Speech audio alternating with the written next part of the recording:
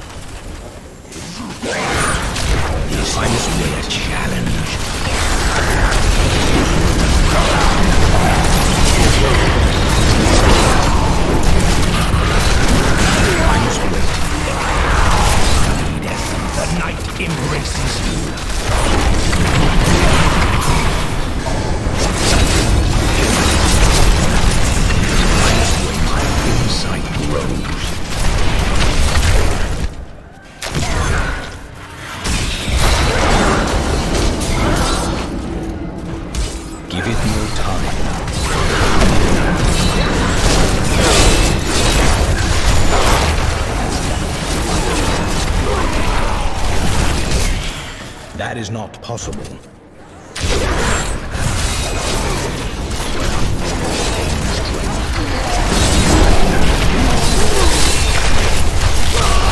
I must wait.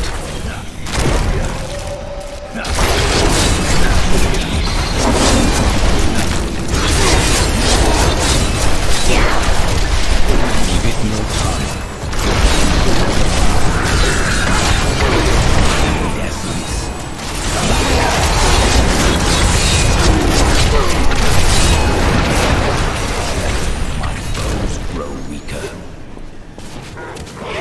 Give it more time. I need essence.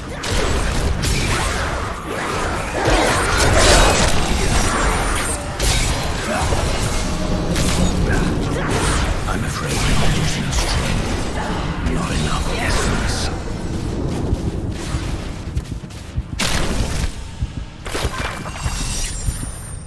I'm afraid not. I need essence, but our foes gain strength. Not enough health.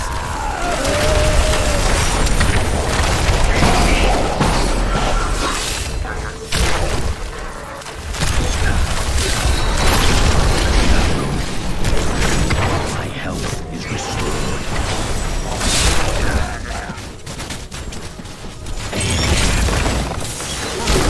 That is not possible.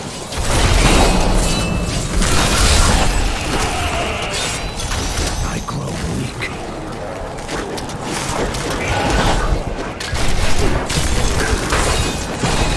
Not enough health.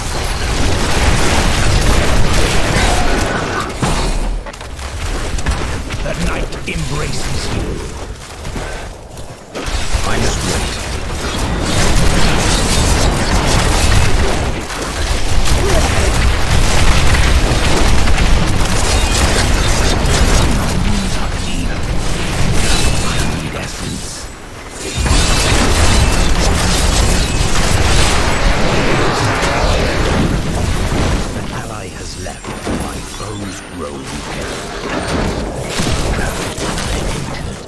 That is not possible.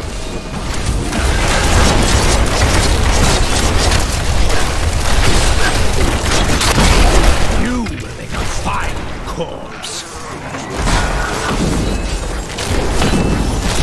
Not enough essence.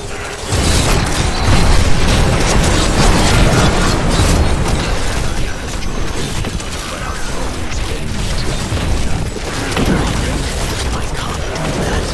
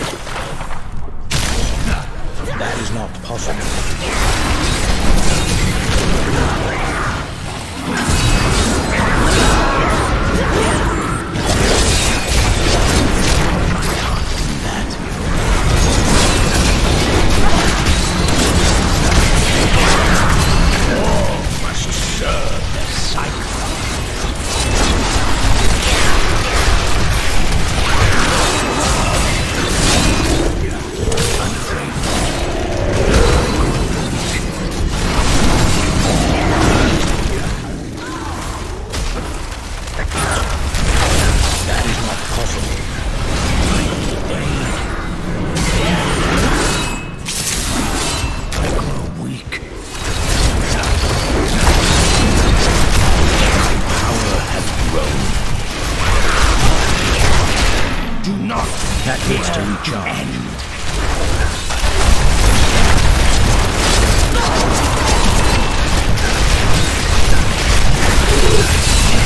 I must wait. The Rift Guardian has found me.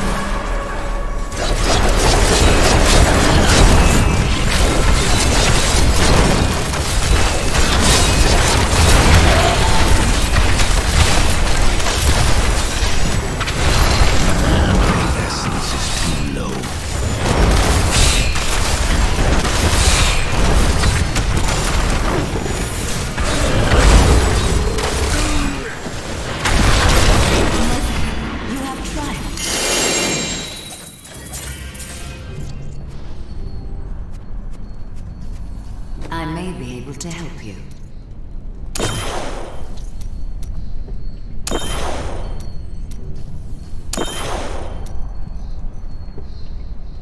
I need to go back.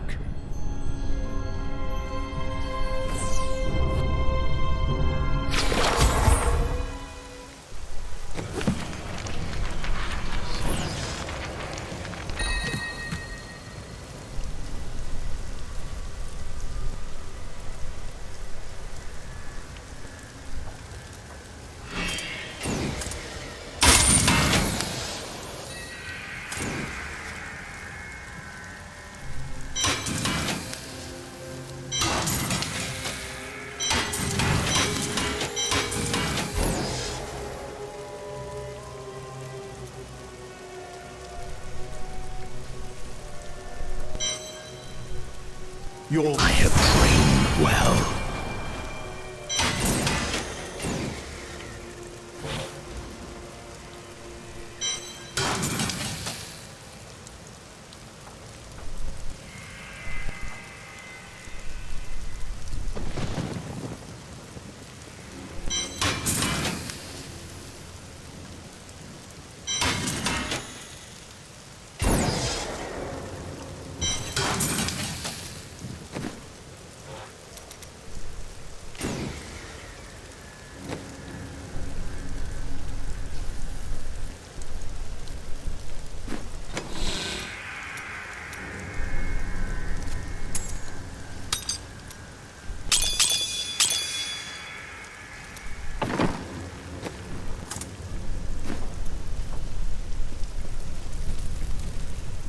Let's see what happens, shall we?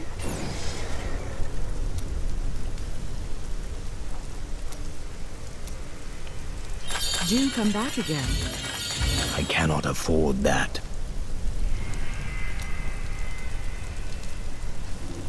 What a steal.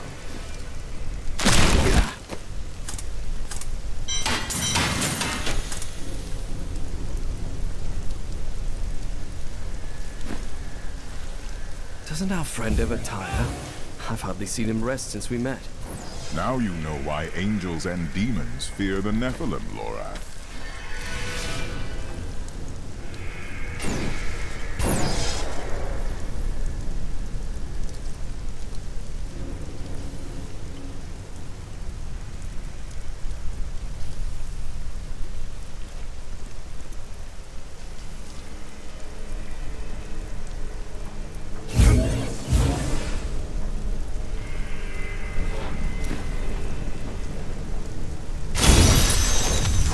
Are you strong enough to survive the trials?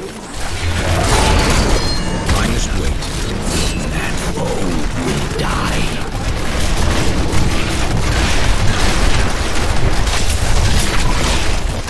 Give it more time. The essence is too low.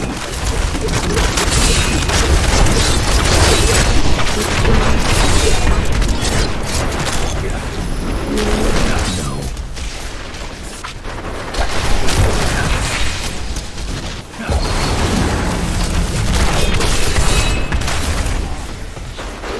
No.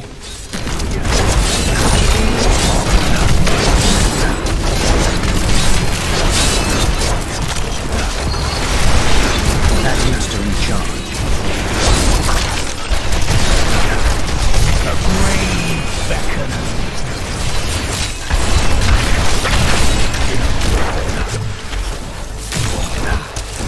No.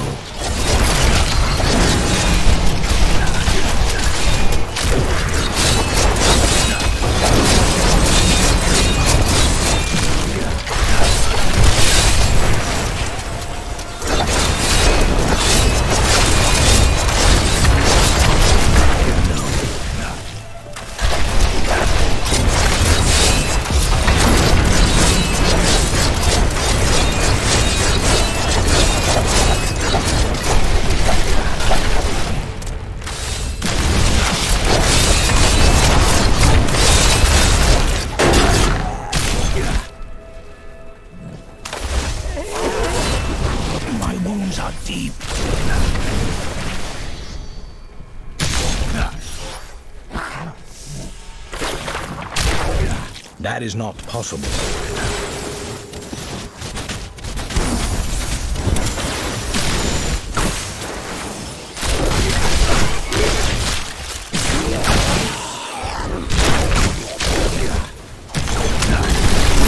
That needs to recharge.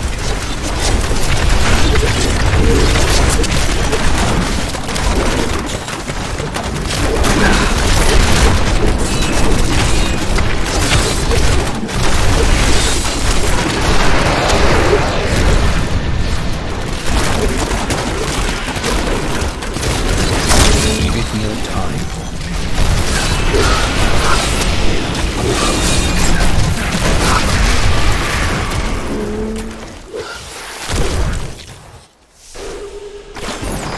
I'm afraid not.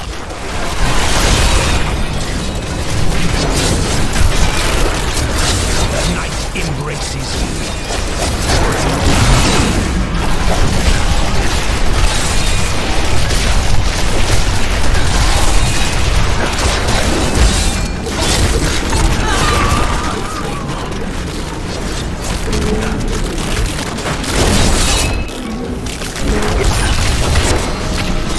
Weakness consumes you.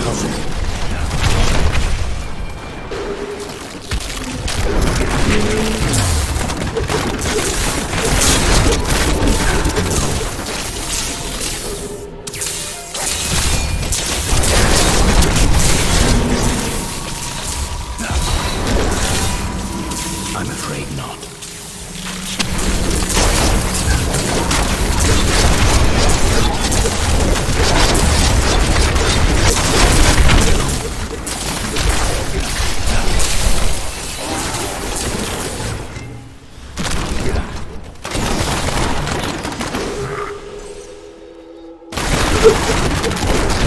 I must wait.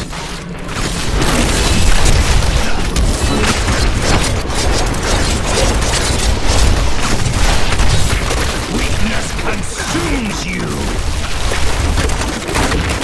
The Rift Guardian has arrived. Give it more time. I must heal.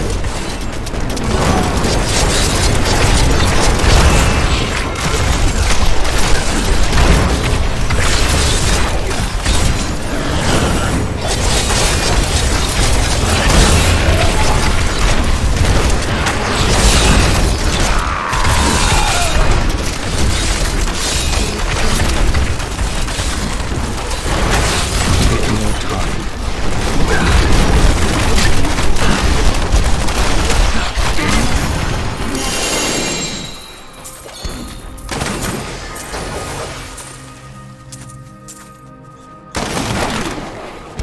Good to see you.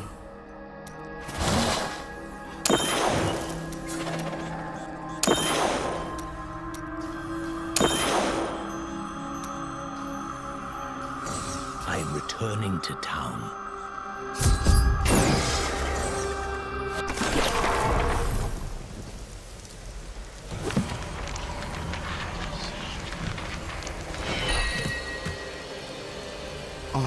I understand so much more now.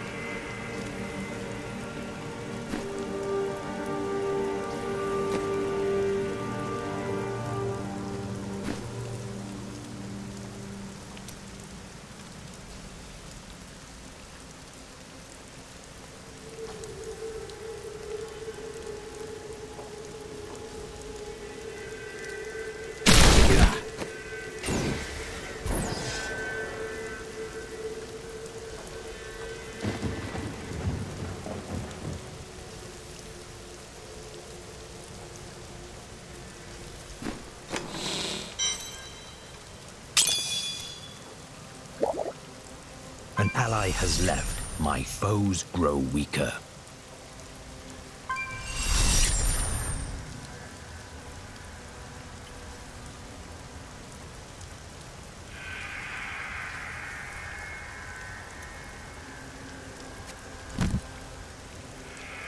An ally has joined me, but our foes gain strength.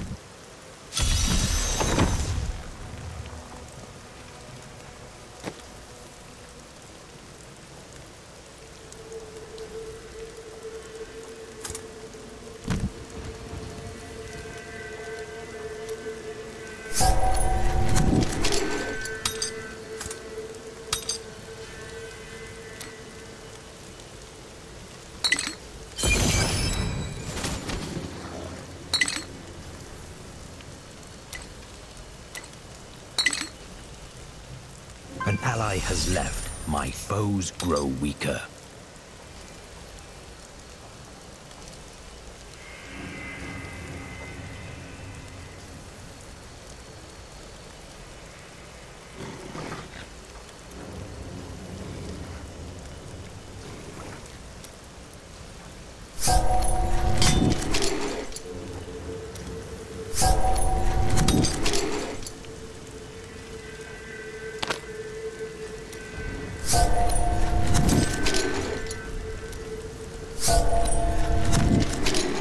An ally has joined me, but our foes gain strength.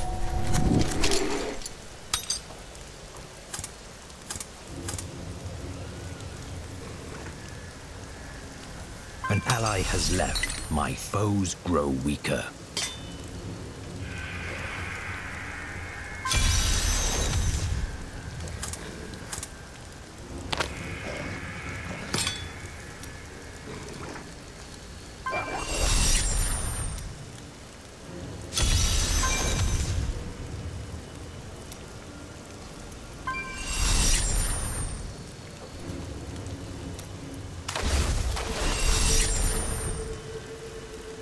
I welcome the chance to travel with you.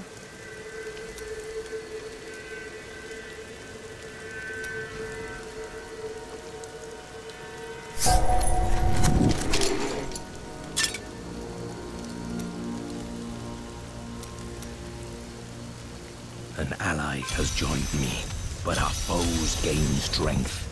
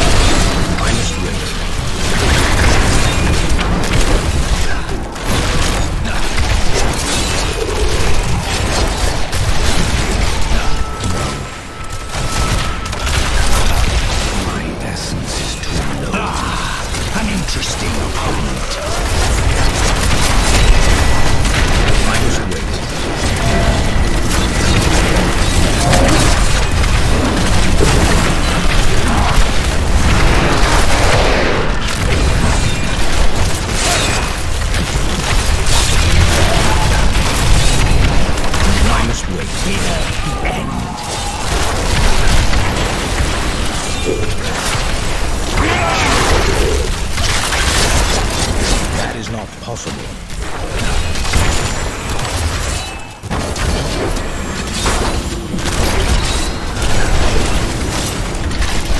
That needs to recharge. Brahma has blessed me.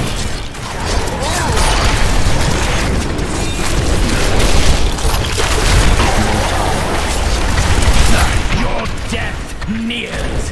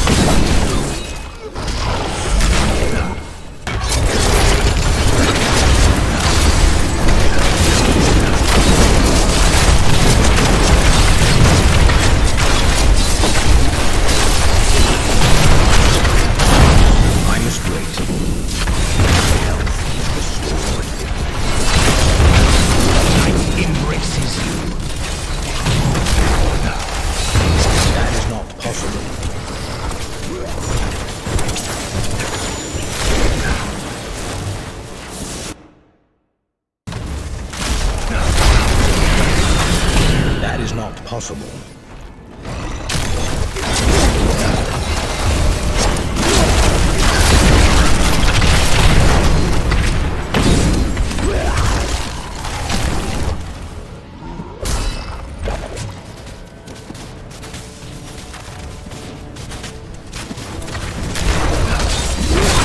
I must wait.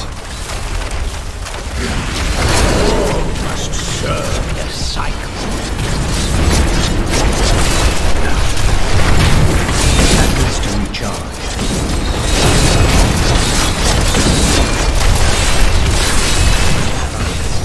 My foes grow weaker.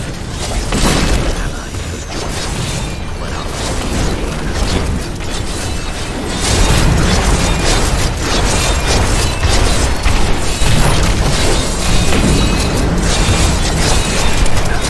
I must wait. I must wait.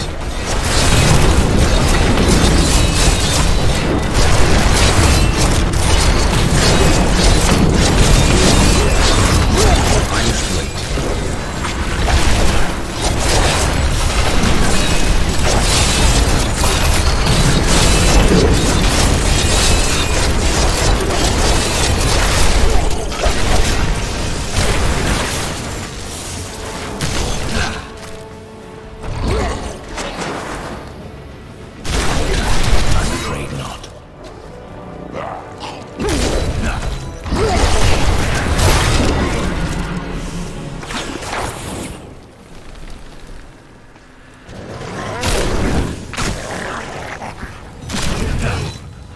No.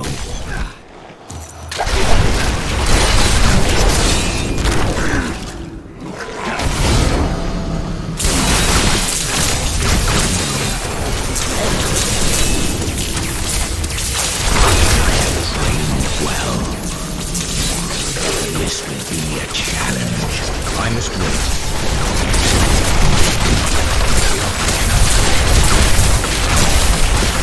The Rift Guardian has found you.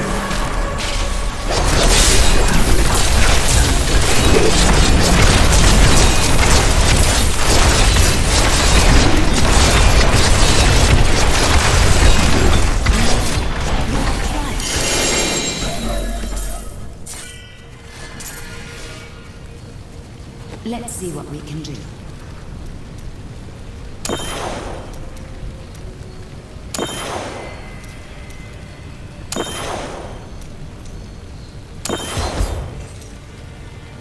I need to go back.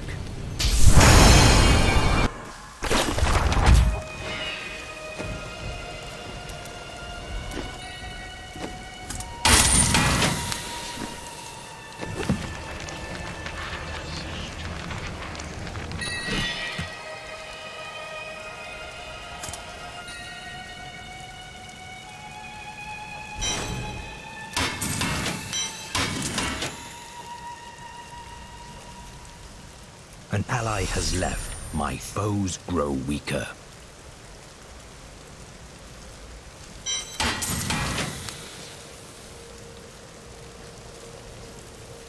An ally has joined me, but our foes gain strength.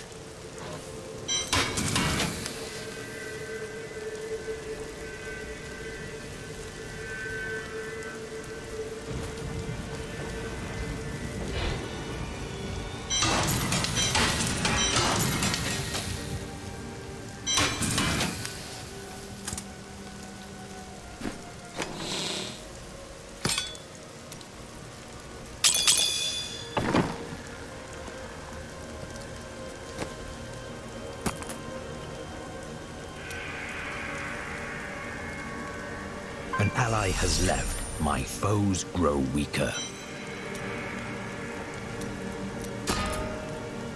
An ally has joined me, but our foes gain strength.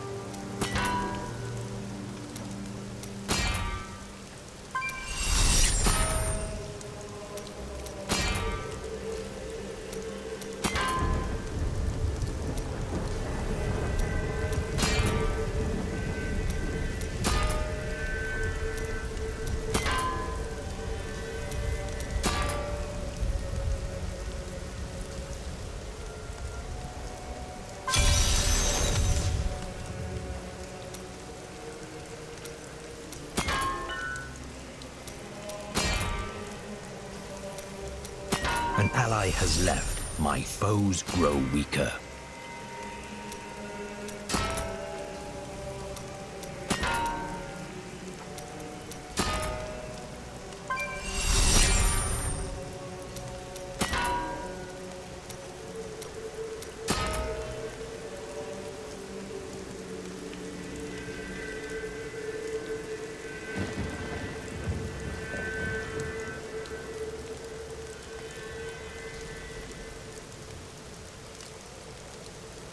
An ally has joined me, but our foes gain strength.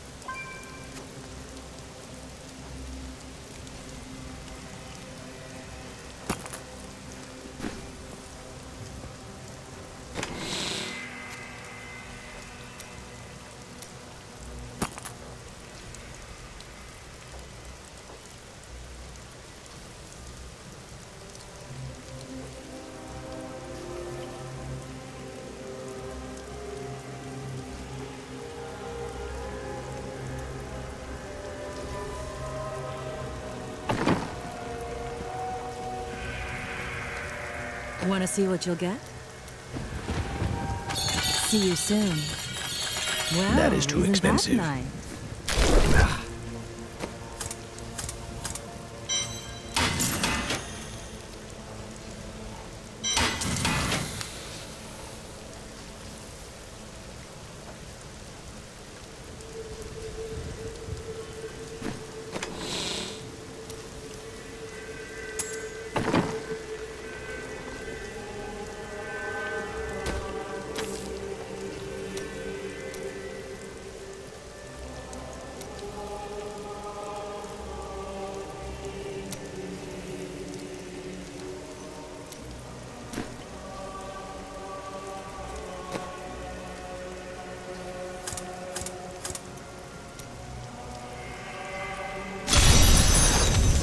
Unleash your power, champion.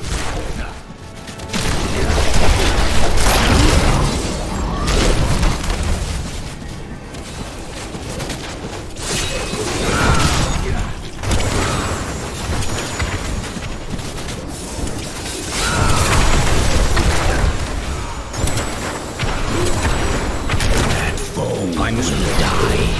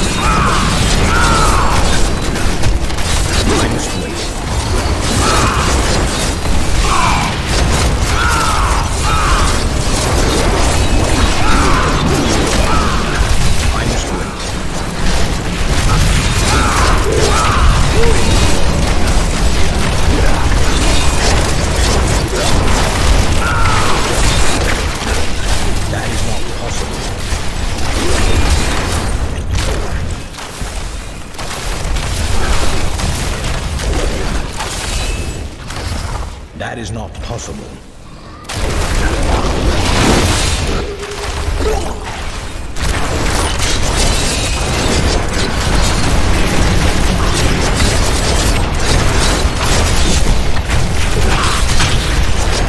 This world can abide you no longer.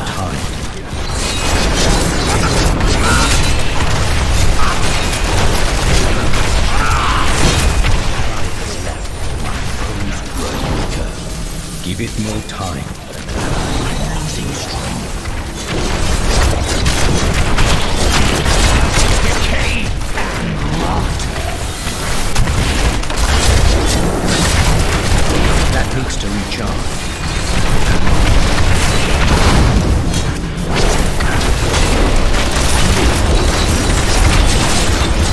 Give it more time.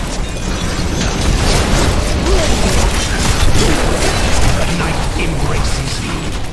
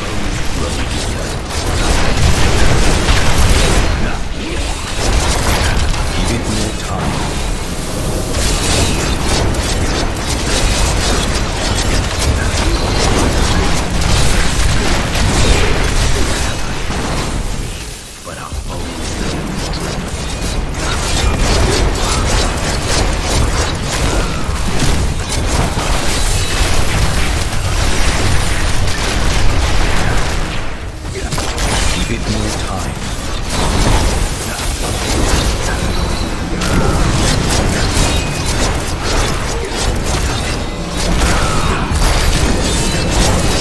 A bit more time.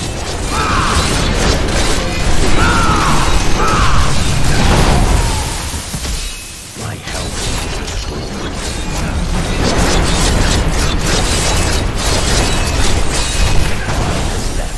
That needs to recharge.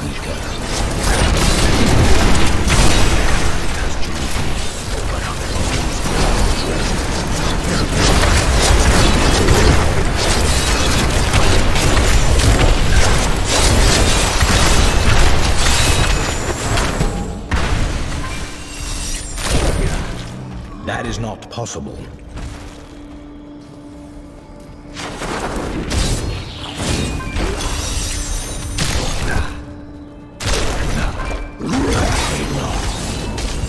Must heal.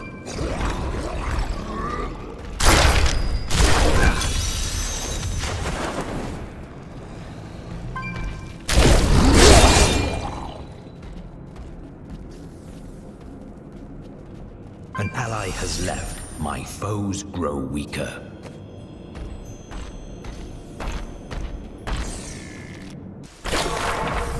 An ally has joined me, but our foes gain strength.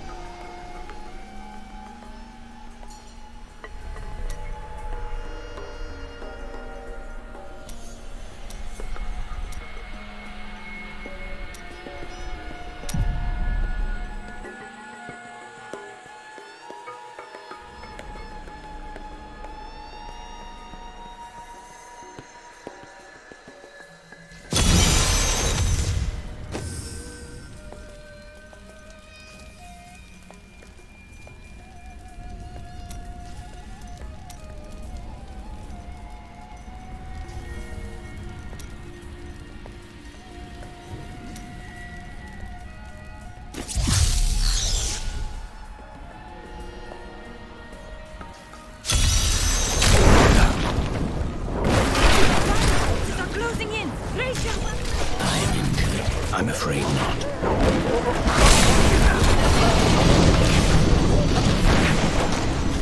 Injured.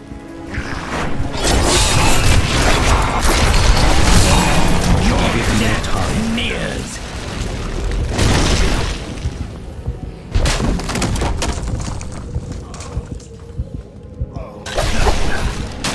Not enough health.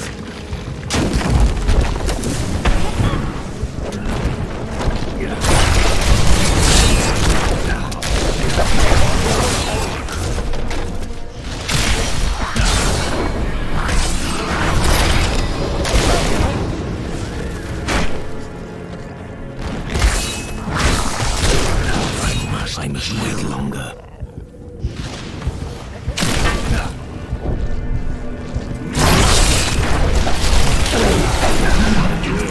All must serve the cycle.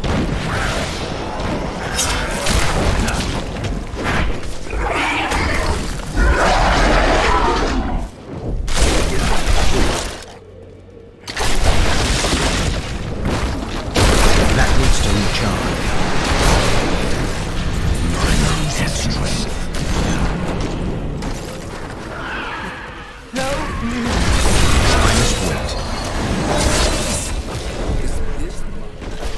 Not enough essence.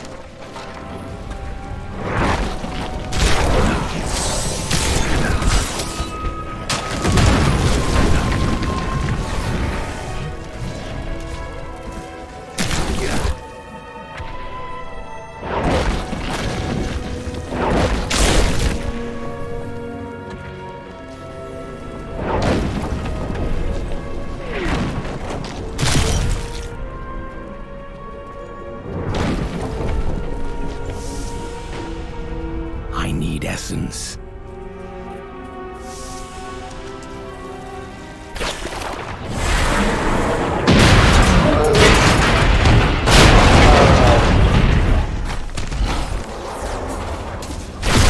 That is to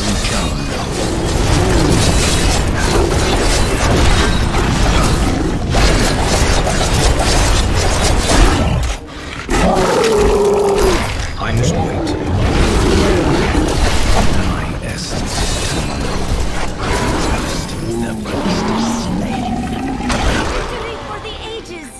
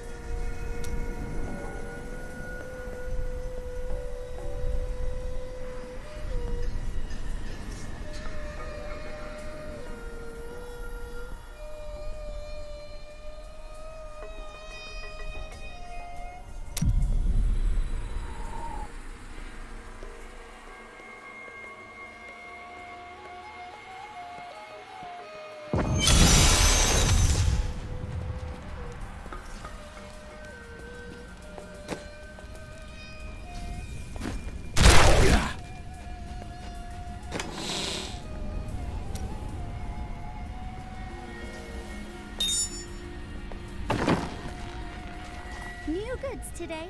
Please look, you won't be disappointed.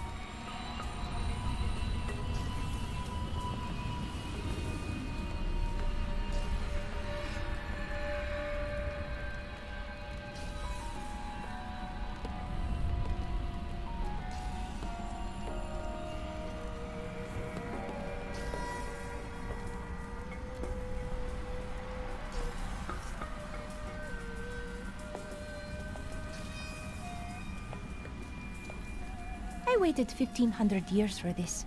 Should I return to my slumber?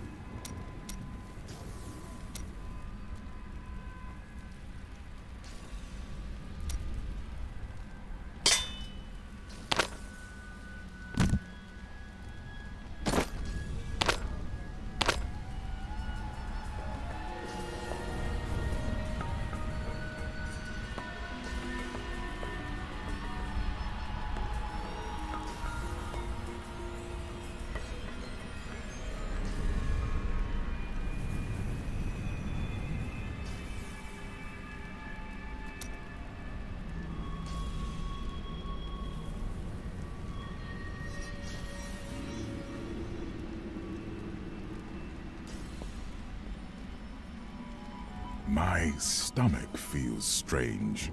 Did you forget to eat again? No. In fact, I decided to get the day's eating out of the way all at once. I kept at it until I couldn't take another bite. Well, It sounds like you ate too much then. Being a mortal is very complicated.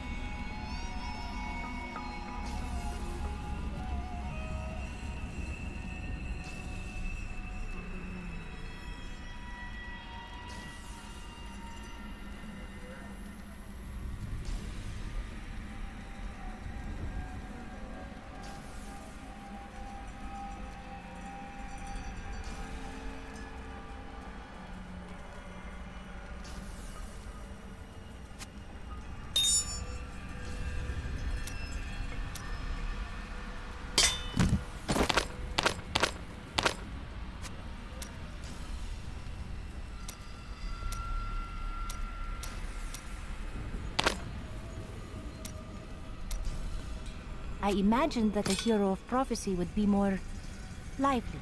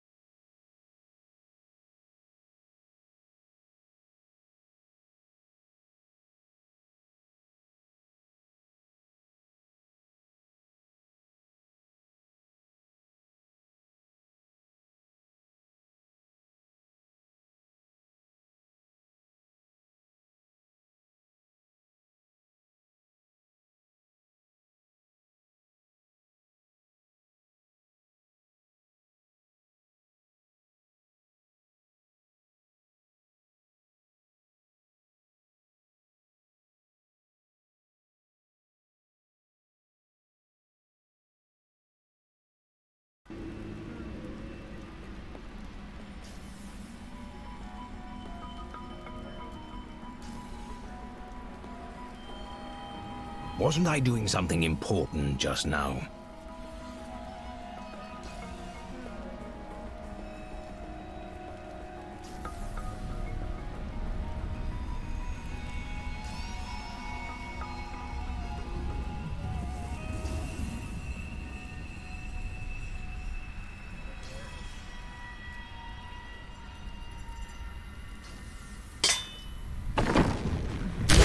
Today, please look. You won't be disappointed.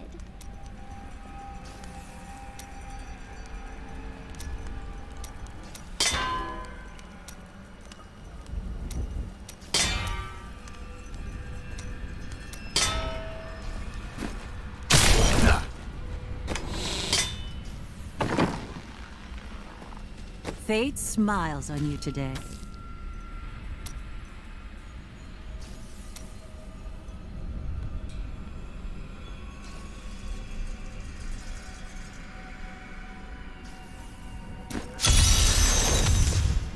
Are you strong enough to survive the trials? Give it more time.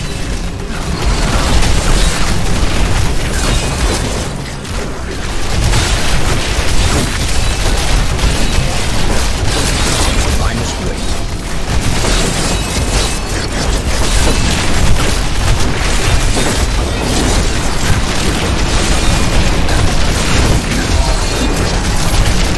That needs to recharge.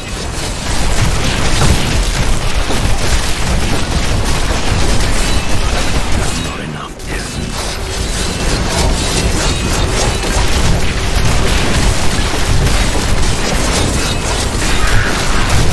Give it more time.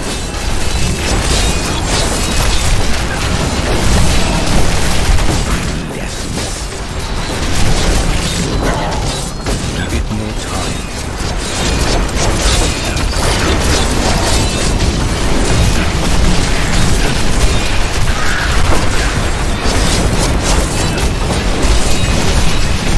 My essence is too low.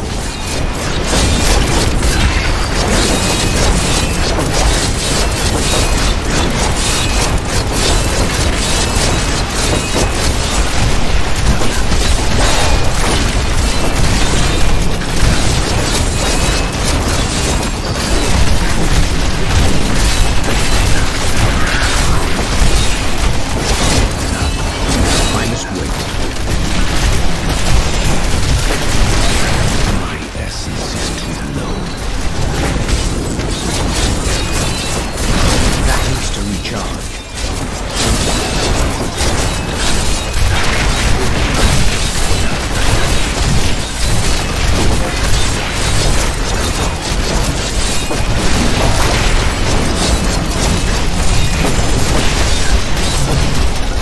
I need it. That needs to recharge.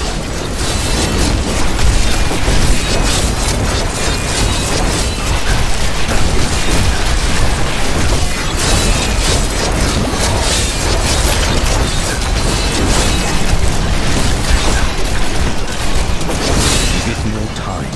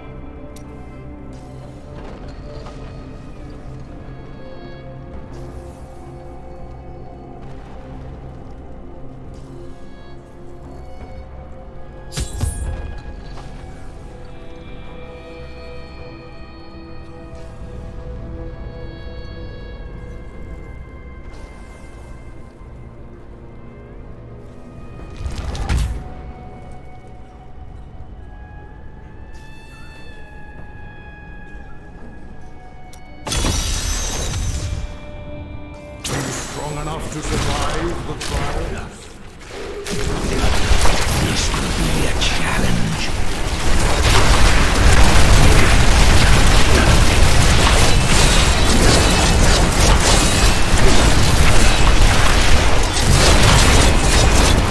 I need essence. No.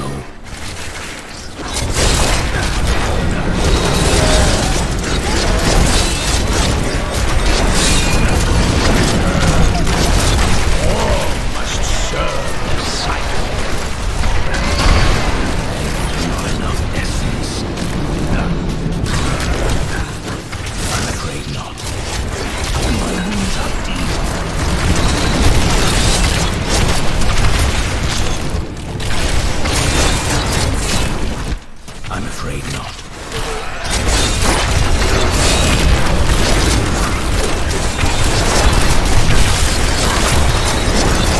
All must serve the cycle.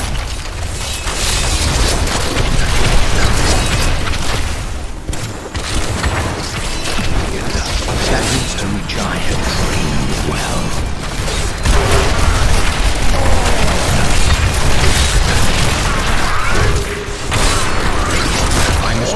Must serve the cycle.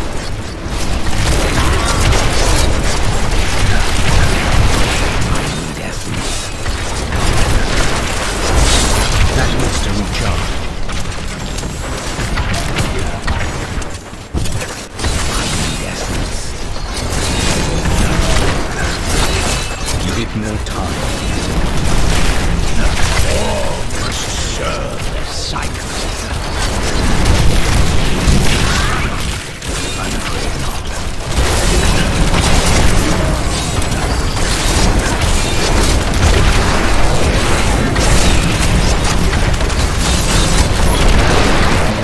My essence is too low.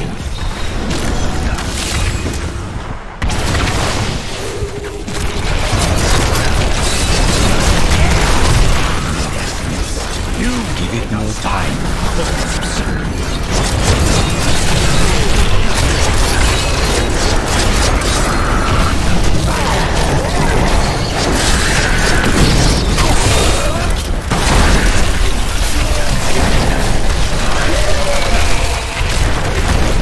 I'm afraid not.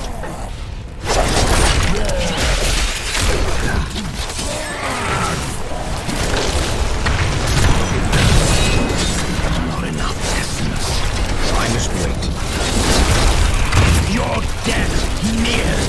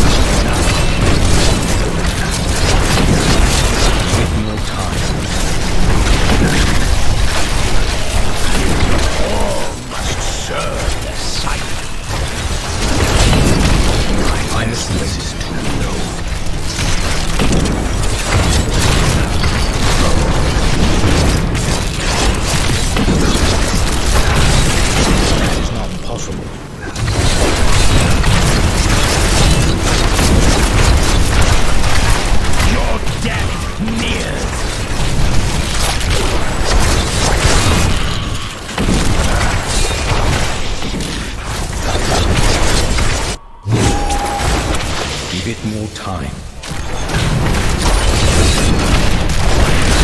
My essence is too low. I must wait. Decay and rot.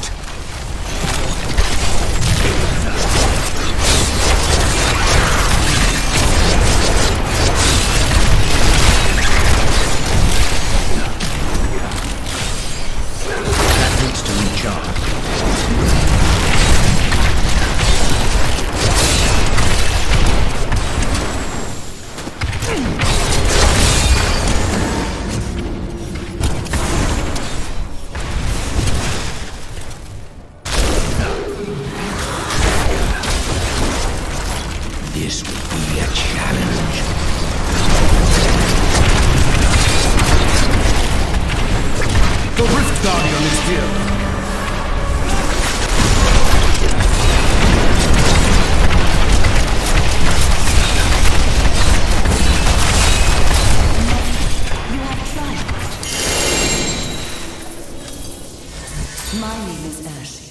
like Auric, I once served the ancient mother. When the champions of ages past had proven themselves, I would attempt to improve the clarity of one of their gems. If you have a gem of sufficient quality, I am skilled at clarifying gems.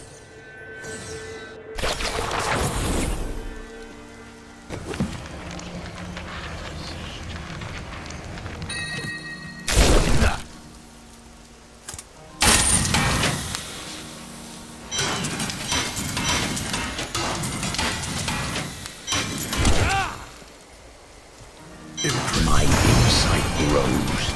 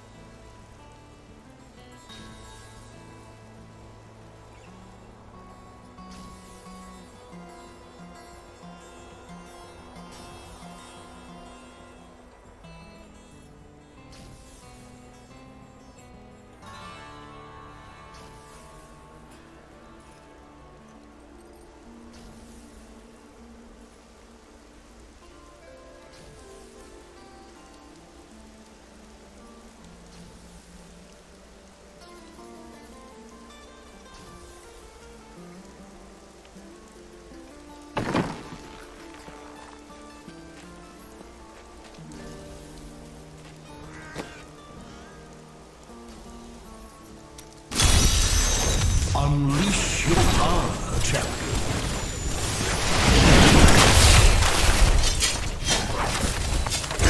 I must wait.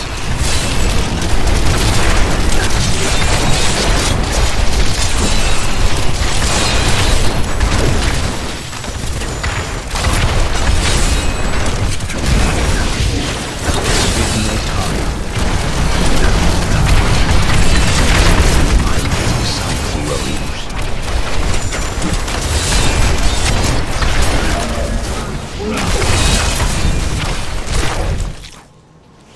That is not possible.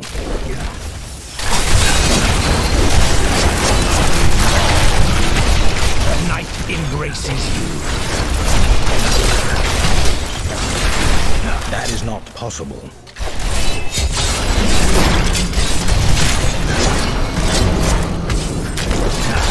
My essence is too low.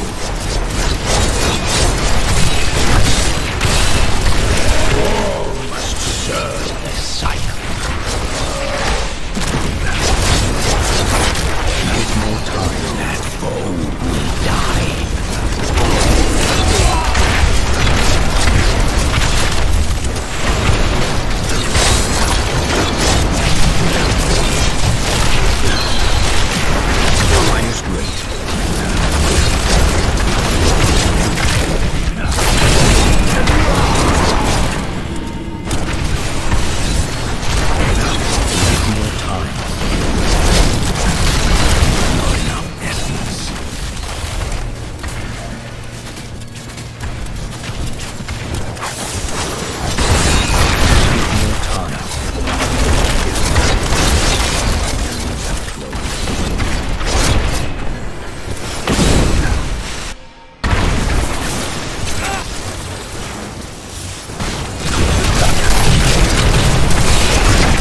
This world can abide you no longer. More time.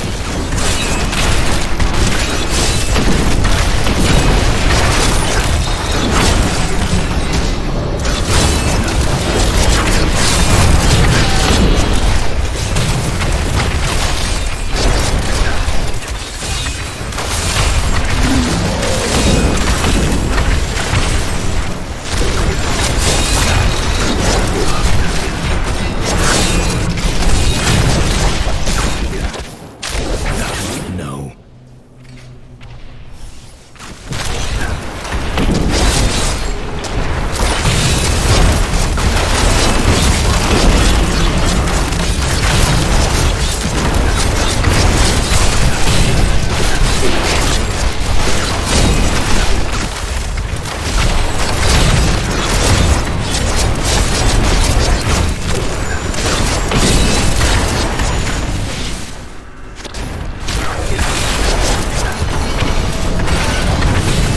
Give it no time.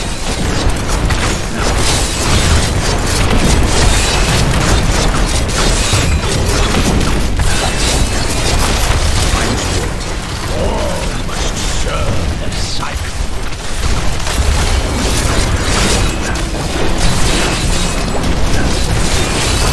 Give it more time.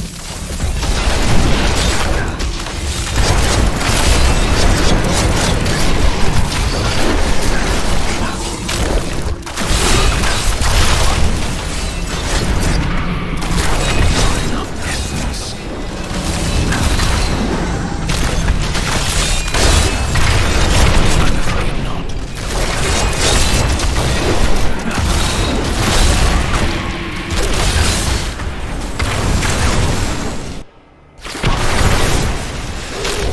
That is not possible. Your death nears. I must wait.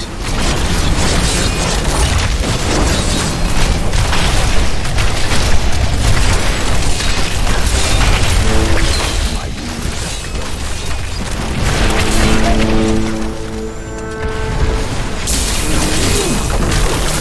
That is not possible.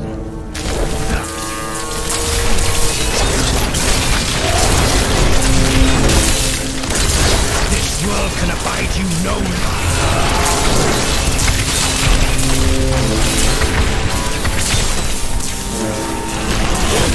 The Rift Guardian has found. I'm afraid not.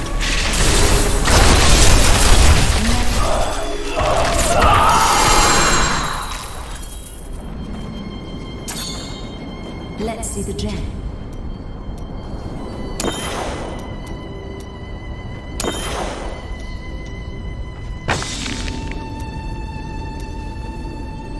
I'm returning to town.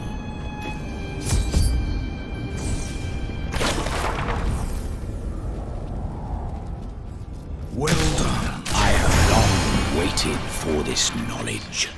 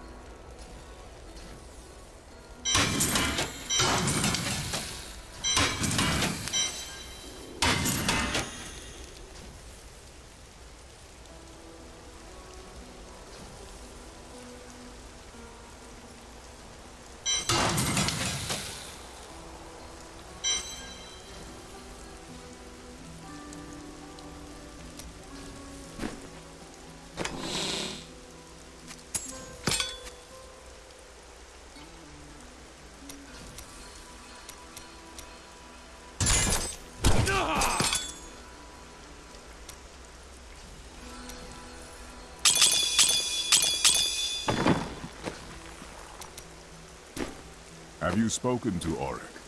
Not yet. What does one say to an Fortune ancient favors the bold.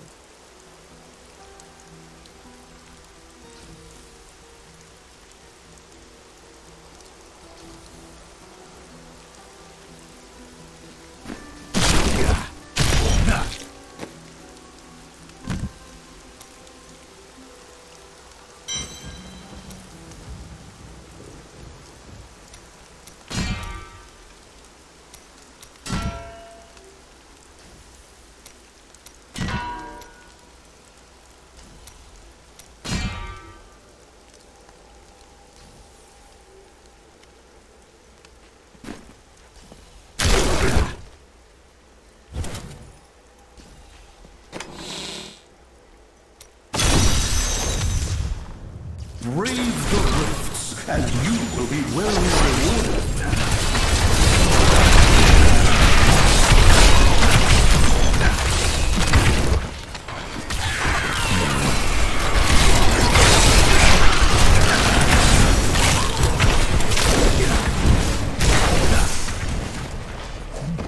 I'm afraid not.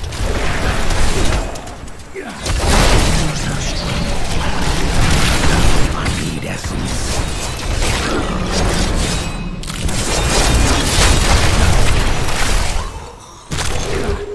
This creature will die.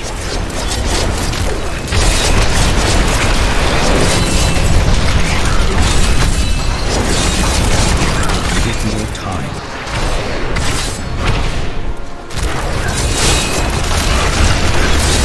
Embraces you. I'm afraid not.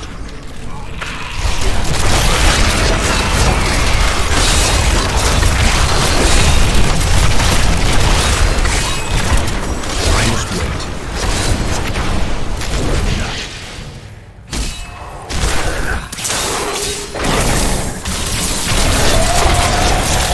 That needs to recharge.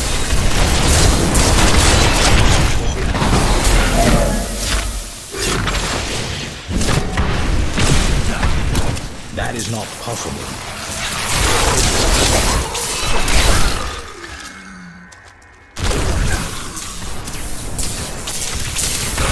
I'm afraid not. The night embraces you. Give it more time.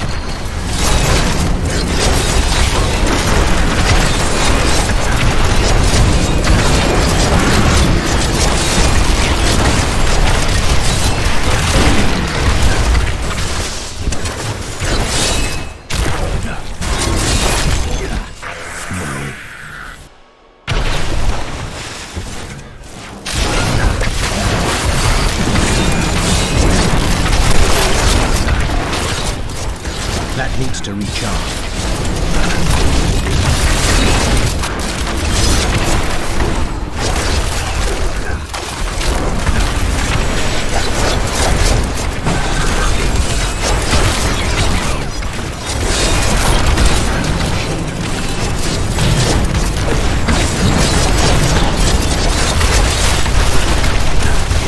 You find essence.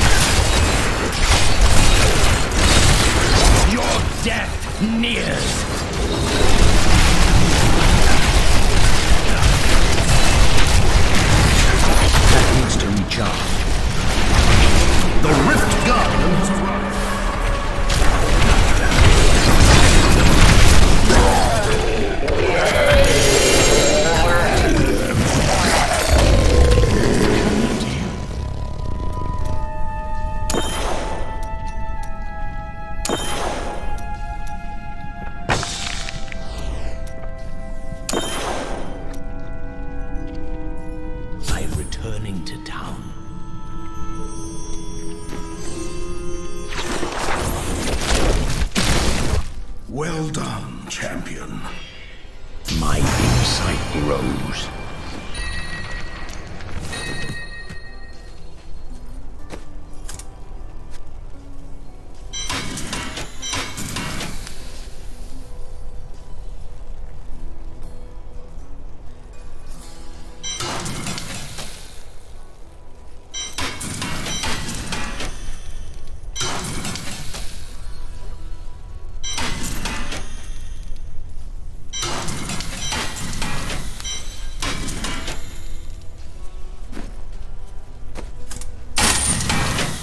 You look like you could use a new item of...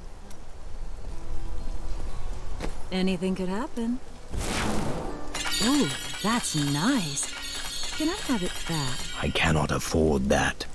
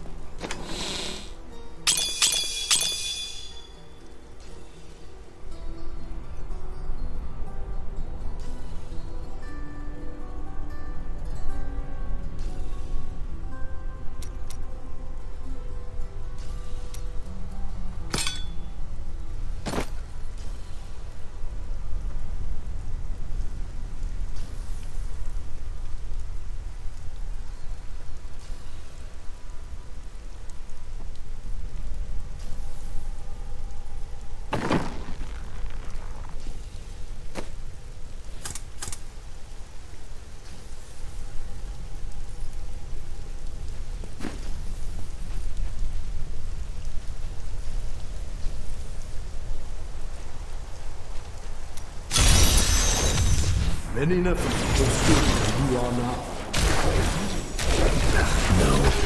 That foe will die.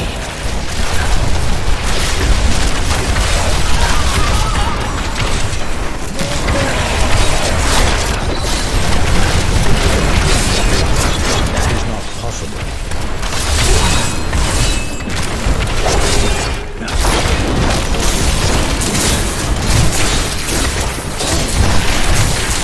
Give more time. A grave beckons.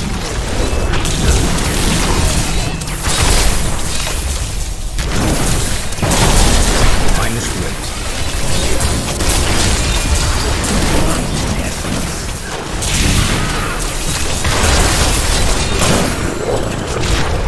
I'm afraid not.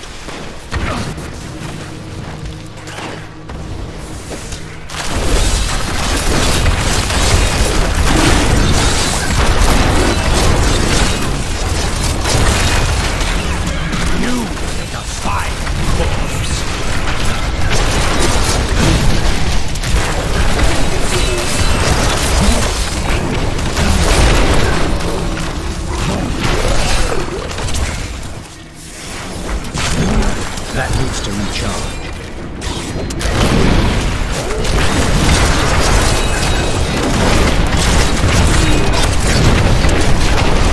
Give it more time. Decay and rot.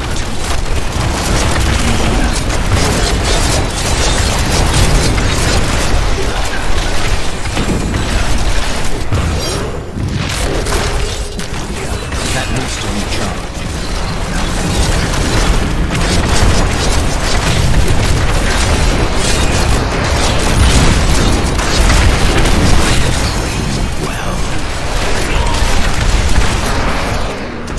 I must wait.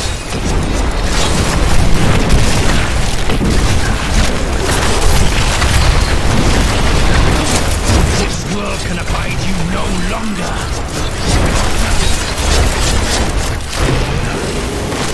I'm afraid not.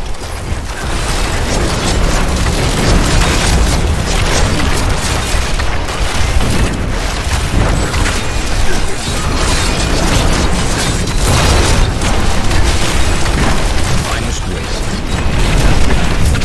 A grave beckons.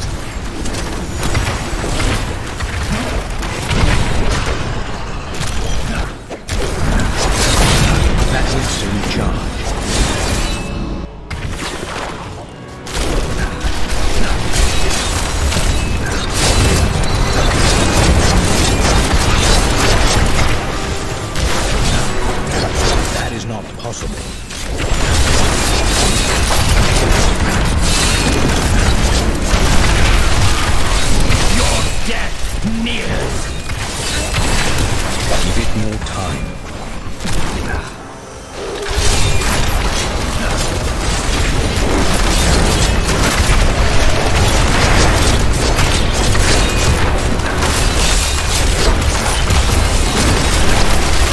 Weakness consumes you. I must wait.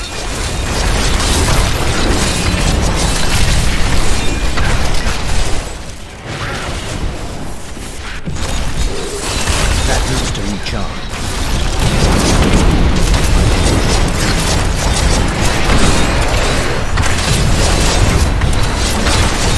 I must wait.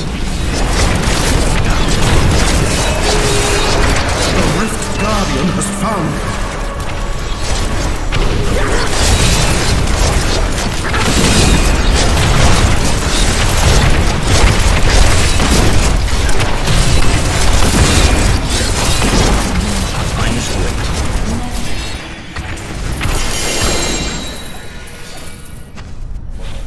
Good to see you.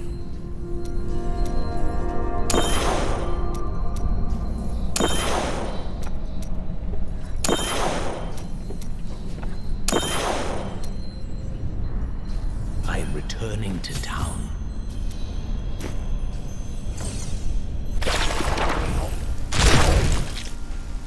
I have trained well.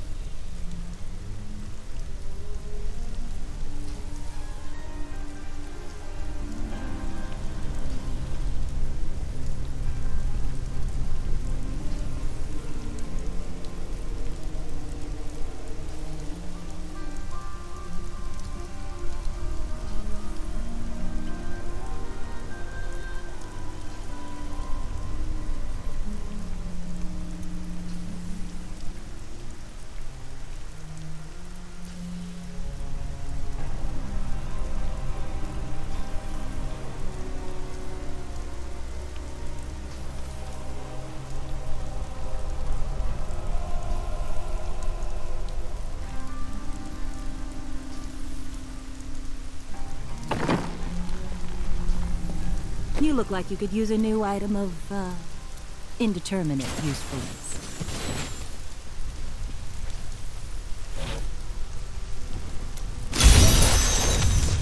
Brave the Rift, and you will be with. Give more time. I understand so much more now.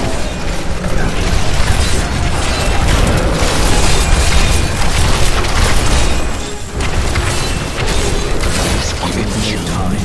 Die.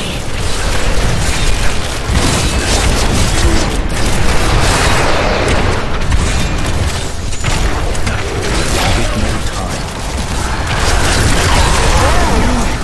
Fine corpse.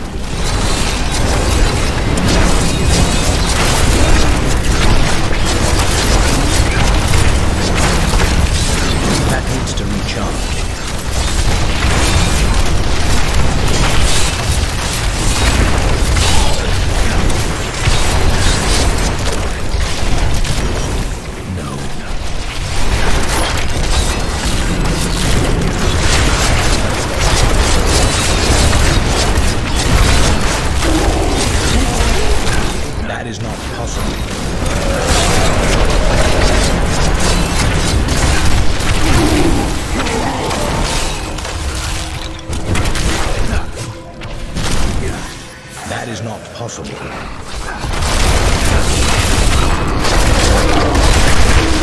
Do not fear the end. That needs to recharge.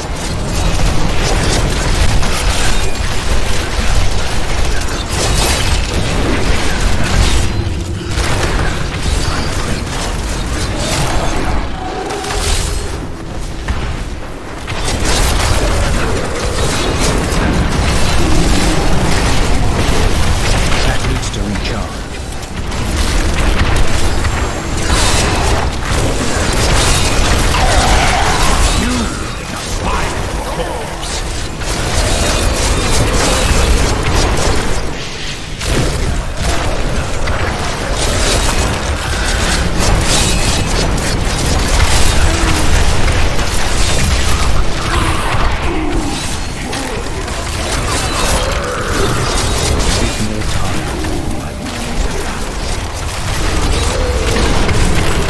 This world can abide you no longer.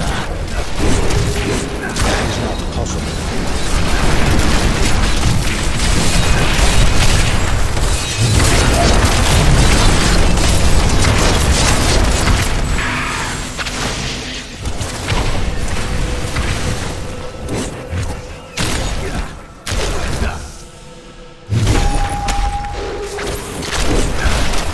I must wait.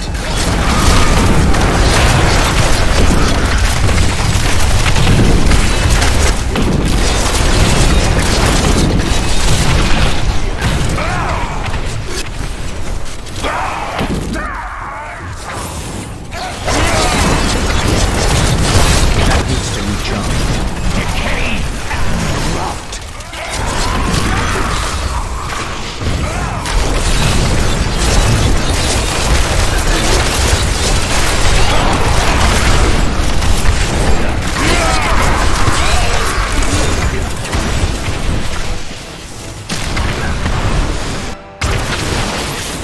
That needs to recharge.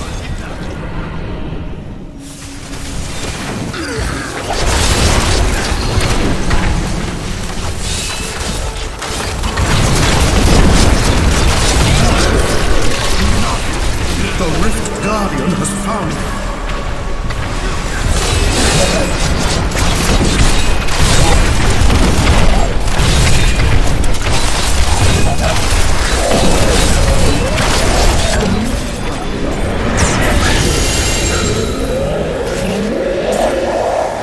I'm here to help.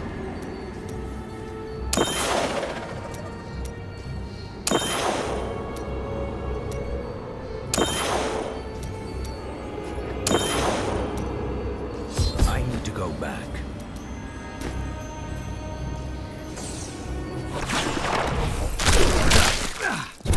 you. Ravna has blessed me.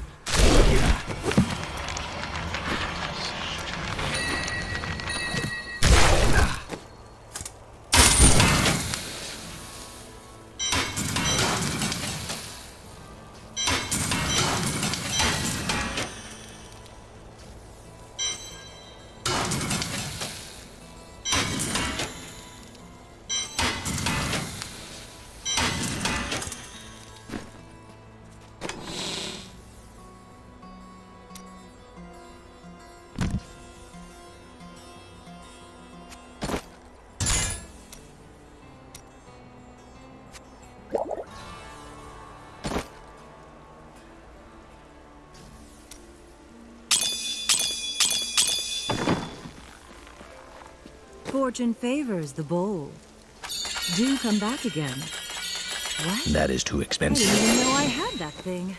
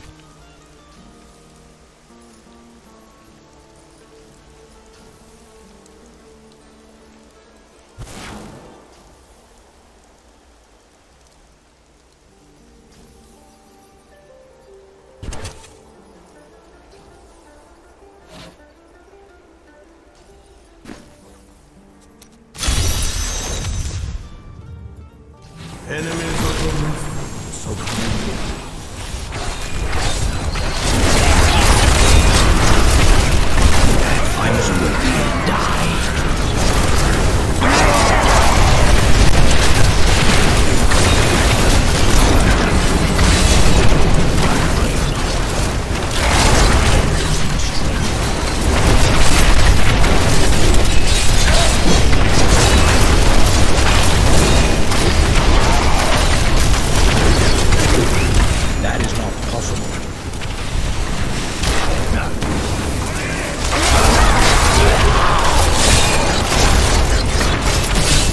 I'm afraid not.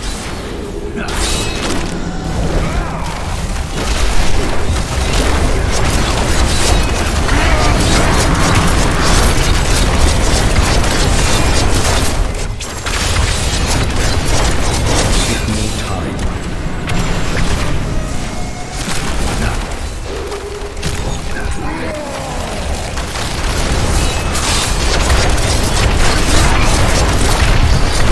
Bit more time.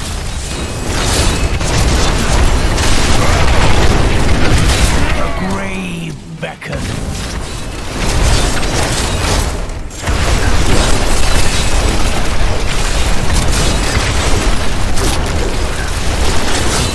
That needs to recharge.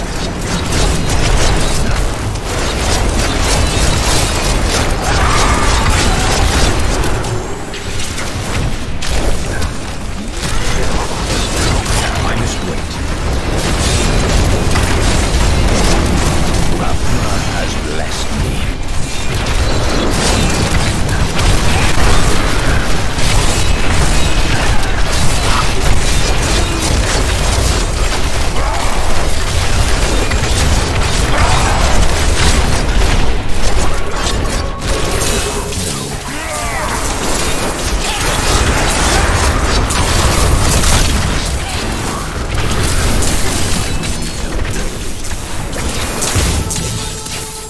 I'm afraid not.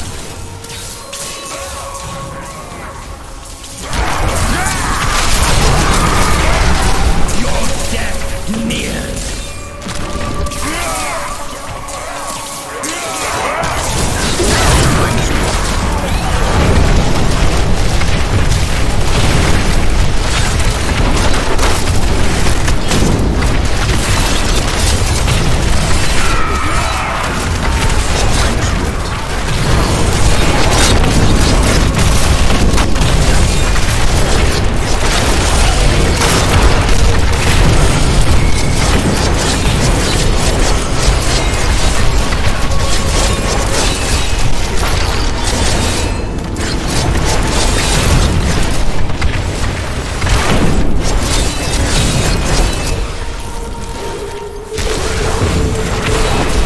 Give it more time.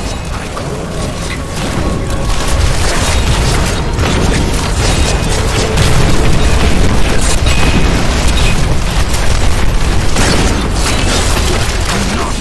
Here the end.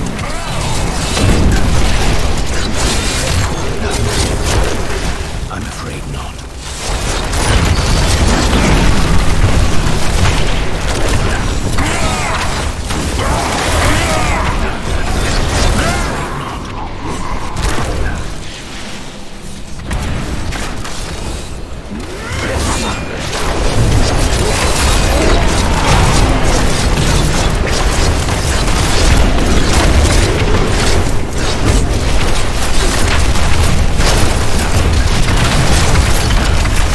That needs to recharge.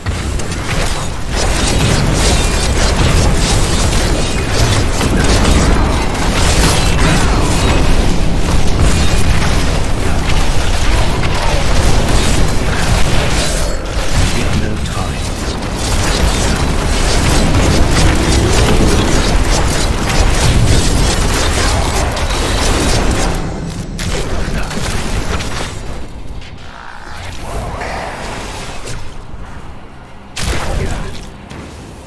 I'm afraid not.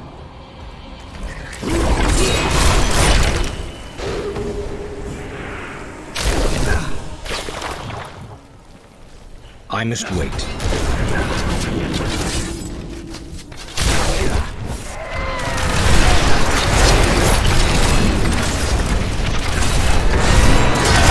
I must wait.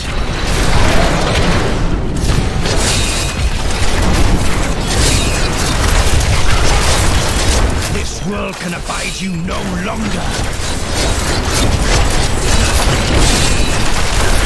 The Rift Guardian has arrived.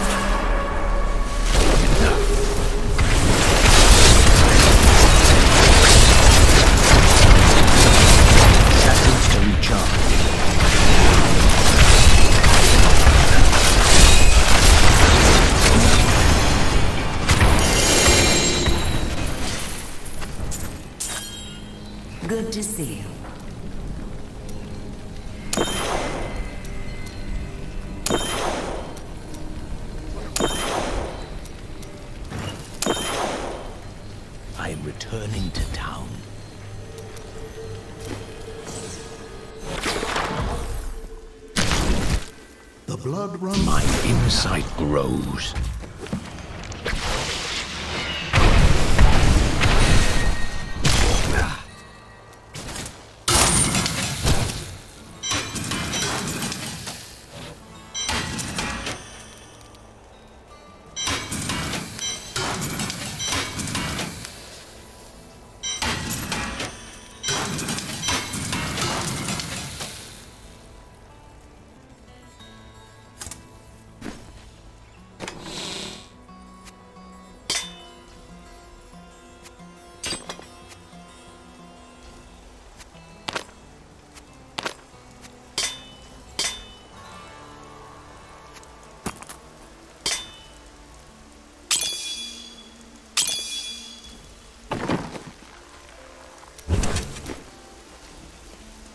You look like you could use a new item of, indeterminate usefulness.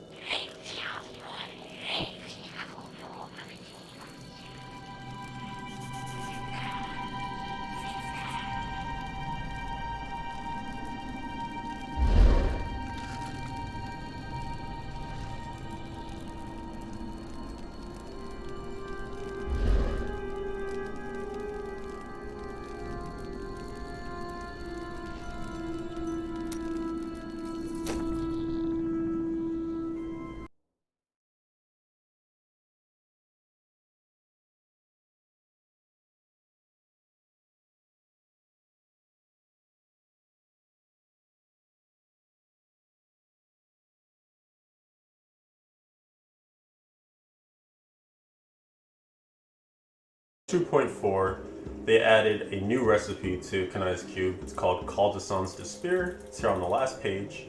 And what it essentially allows you to do is put more stats on your gear. The requirement is that it has to be an ancient item. So if you have gloves, if they're just regular, you wouldn't be able to use a recipe on them. So it has to be ancient. And then what you do is you get a gem leveled up. Certain pieces of gear require certain levels of gems. So you can see here it says a weapon requires a rank 30 gem, jewelry requires rank 40, and armor pieces require a rank 50 gem. So once you meet that minimum, then you can augment the gem level onto your gear, and you get 5 stats of whichever one you use. So if you're using a, oops, I just lost the page. If you're using a flawless royal amethyst, and you have to use, the maximum level of gem. So it's a gem sink, it's a legendary gem sink, it's a regular gem sink.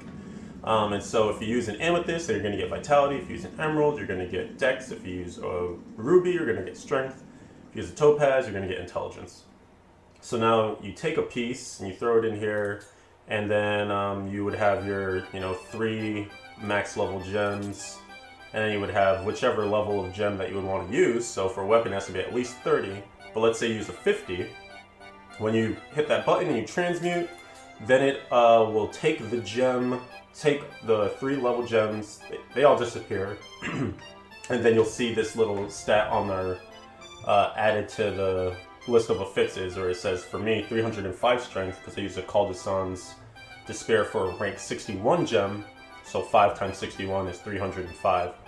And as you get gems that are higher level, perhaps, like maybe I get a gem that's level 71, I can replace my Call to Sans Despair, and it'll go up to the, that would now be 305 if I use a level, or what, no, 355 if I use a level 71. So you can keep replacing it, keep upgrading it up and up, and that's pretty much how it works. So it's just there to kind of sink your legendary gems. It keeps you grinding in the GRs. It's a pretty cool system. And it adds up to, once you imbue or augment all of your pieces that are ancient with this, you can obviously end up with a lot of main stat. You can see here I'm just stacking up my strength. So that's about it.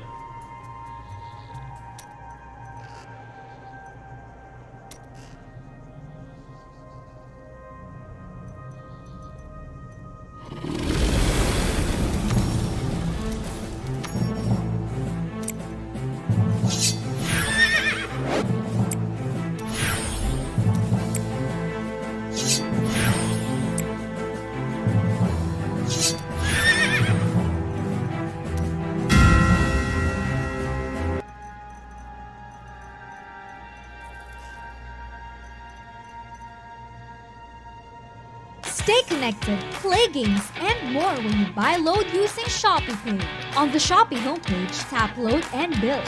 Select Network and Load Amount, and use ShopeePay to enjoy discounts. Shop, buy load, and pay bills with ShopeePay.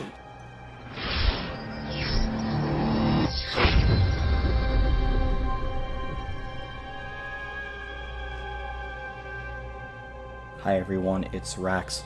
The 2 questions I get by far the most on my stream are, how do you get to such a high Paragon level, and how do you farm all those primal ancients that you're wearing? Well, I'm going to take you through a guide that takes you from level 1 with nothing to Paragon 3000 with full primal ancients, and the most efficient way to do that, along with every tip and trick that I know to get you there. In the description below, there will be timestamps for all the different topics that we'll cover, in case you'd like to jump forward and skip the beginning part. But let's start straight from when we're level 1 all the way to the end. Alright, the first step is getting to level 70, and by far the fastest way to do that is to get a power level from a friend. They could either carry you through rifts, or an even faster way is to have them use a cow stick to open a cow level, and when you're sitting down there and they clear it, you're gonna fly to 70. They could wear a Leorix with a ruby to give you extra experience.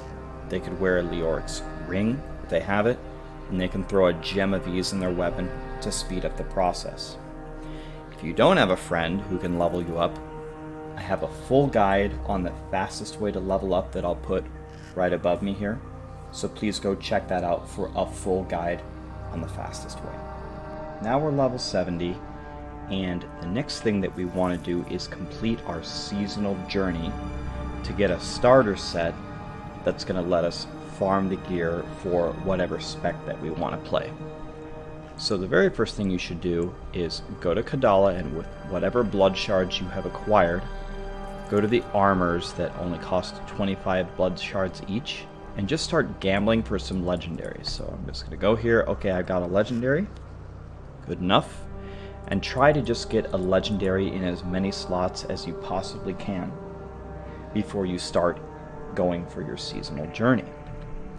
So your seasonal journey can be accessed with either Shift J or right click and view season journey. Okay, and I'm not going to go through all of these. You complete chapter 1, it unlocks chapter 2.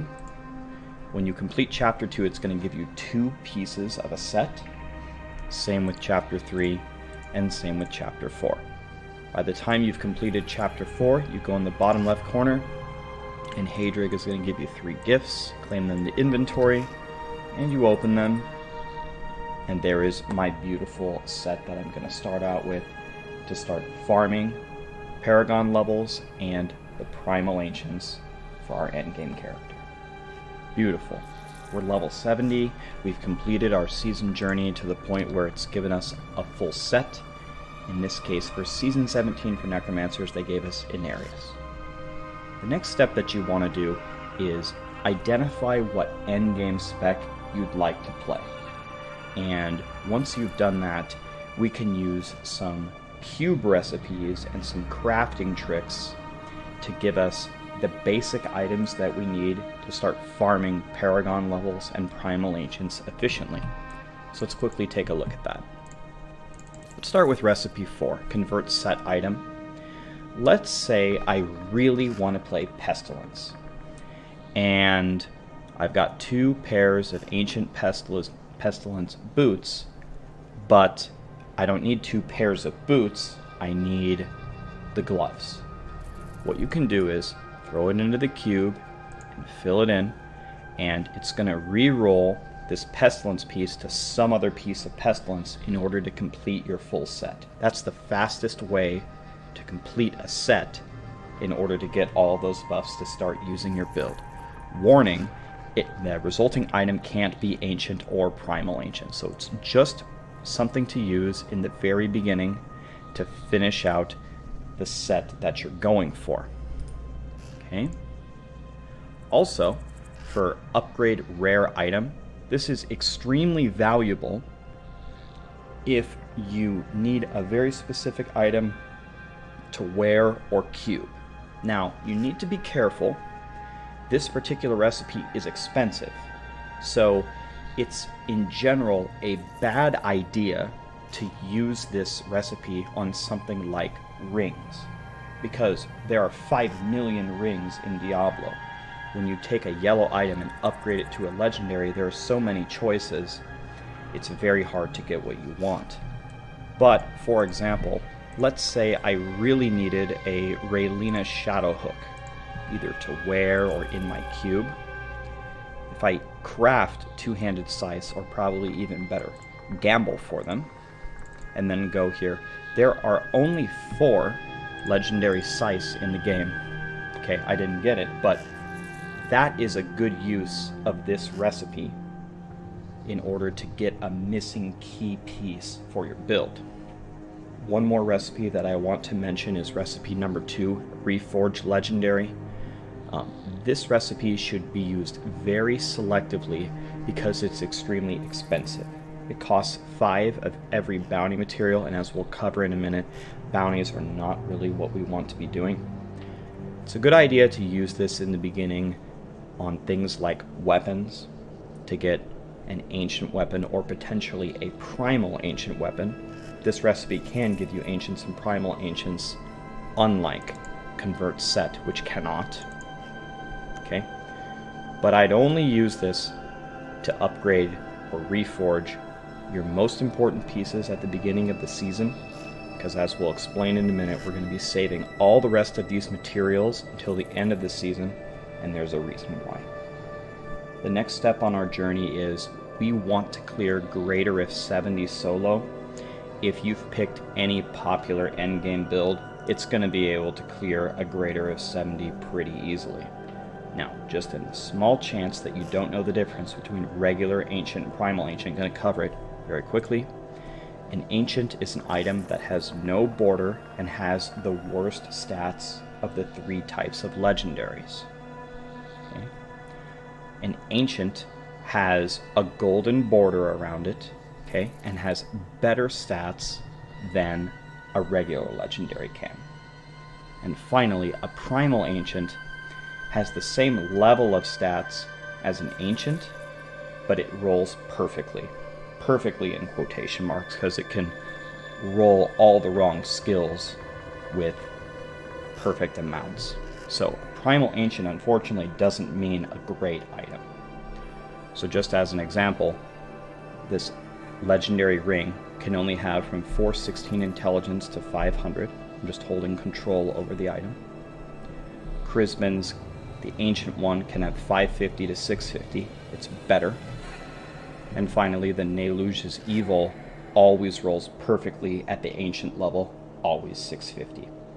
If you have not cleared a GR70 solo, primal ancients cannot drop. And in general, there's been a lot of testing done on the forums. They are about a 1 in 400 to 1 in 500 chance to drop. One other thing that I will mention about primal ancients is, once you have cleared a GR70 solo, you get a primal ancient for completing that. And also, when you've unlocked it, primal ancients can drop anywhere. They can drop in regular rifts, greater rifts, bounties, crafting, Kadala, anywhere in the entire game. Now let me briefly explain Paragon levels and why they're important. So we level 1 to 70, and then every level we gain after 70 starts a different counter that starts at 1 and goes forever. And you can see I'm Paragon 2,561 right now on season. And so when you hit higher Paragon levels, you can fill in all of these stats on your character. Okay?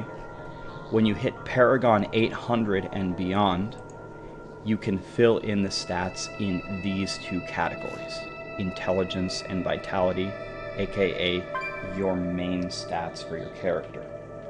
So, as you continue to gain Paragon levels, you continue to gain vitality if you want to survive, or you continue to gain your main stat for extra damage and a little bit of survivability. So, getting as many Paragon levels as you possibly can, as quickly as you can in the season, is a big determining factor of how high you can place on the leaderboards and how hard you hit and how much you can survive. So, just a quick explanation of why Paragon farming is extremely important. Alright, we're level 70, we've got our intro starters set, we've crafted the necessary items, we understand what primal ancients are, we understand why we want Paragon levels. I'm about to give you the most important hint in all of Diablo. There's nothing even close, and it doesn't just apply to Diablo, it applies to every ARPG, most games that you'll ever play. If you remember nothing else about this video, I want you to remember that town is lava. That's all you need to know. If you're in town, you're wasting time. Okay? You want to minimize the amount that you're in town, treat the floor like lava, and you want to get back down and continue playing. Next, we're going to go through all the game modes and which ones are the most important. I'm going to give you tips and tricks that are all going to be centered around town is lava. Never be in town. Remember that. Town is lava. Alright, into the meat of what we actually want to talk about. There are 3 game modes in Diablo that you play: Greater Rifts, Rifts, and Bounties. By a mile, the most important one is Greater Rifts. Greater Rifts are the only one that give you Paragon levels. Rifts and Bounties give you a negligible amount, but it's absolutely nothing compared to Greater Rifts. So Paragon farming is completely based on Greater Rifts. It's also the only game type that can level up your legendary gems. My level 136 Zaystone of Vengeance, you cannot level it up anywhere else. Similar to that, Greater Rifts are the only place where you can get gem ups for augments. You see the 675 intelligence at the bottom of this Chrisman sentence? You cannot get that in any other category. And finally, Greater Rifts also give you the most legendaries, by far. Way more than regular Rifts, even ran at Torment 16. Way more than bounties. So Greater Rifts are king. So we're going to spend some time talking about how to be efficient in Greater Rifts and what the optimal mix of Rifts and bounties with Greater Rifts is. So, for Greater Rifts, in order to be efficient, first of all, try to make groups with your clan or your friends or in the public that synergize with each other. For example,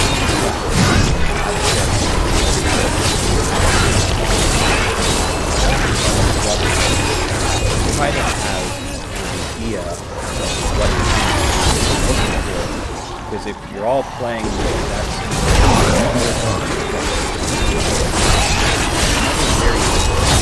Or Fury. you get flying with the greatest.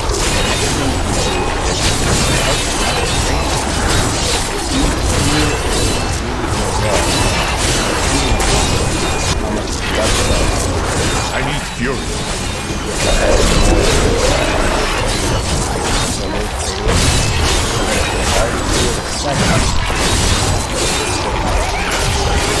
Not enough Fury. Another thing is when you're upgrading your when you start to gem up you can start to teleport. I need Fury. While you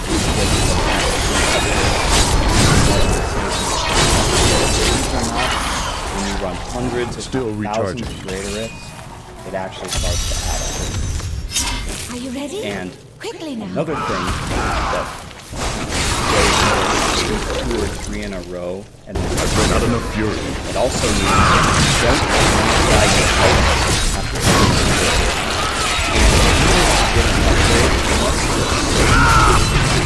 Or Fury.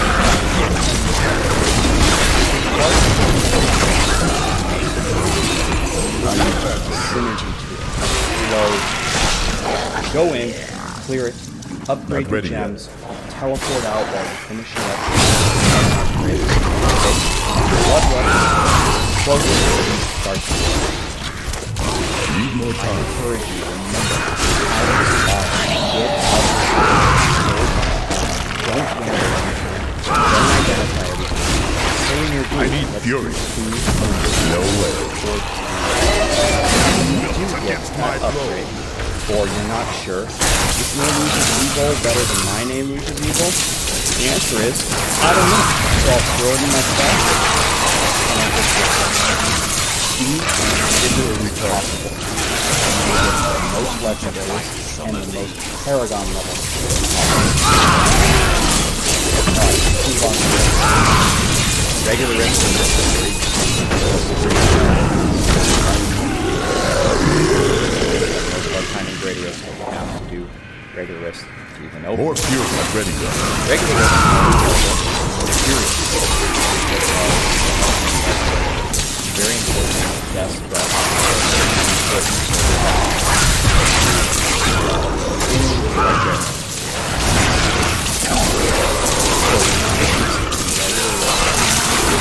Guardian is dead.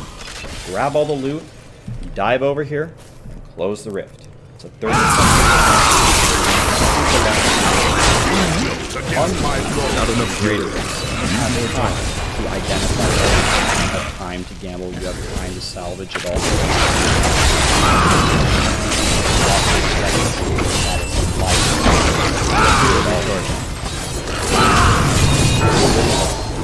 You get an upgrade, but you're not quite sure it's better. Down. Now, inevitably, there are always situations where people need to be in town while the rest of the group is going, and they're doing something. Who knows what it is? If you're that person, if you're in town, and they have just killed the Guardian, what I like to do first is Need more time.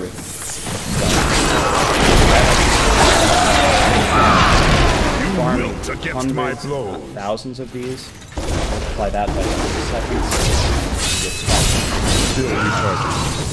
Another thing, I've been hit. when you're doing these in groups, because most people use clear faster.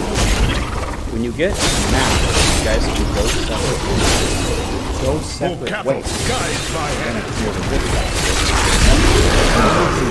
Really want greater speed of you do not have to pick up absolutely not teleport. Guide my hand. Go down and get there. That stuff will come if you're just efficient and spam rips. The only time you will go back to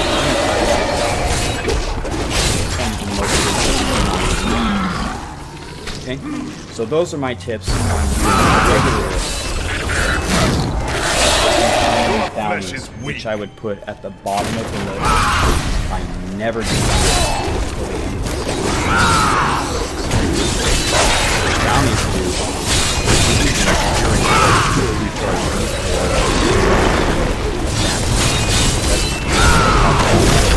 in the beginning to get an ancient started.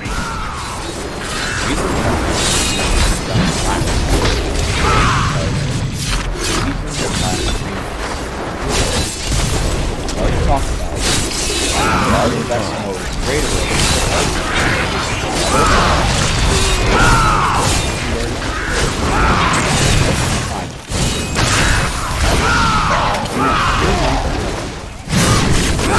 Probably at the end of it, you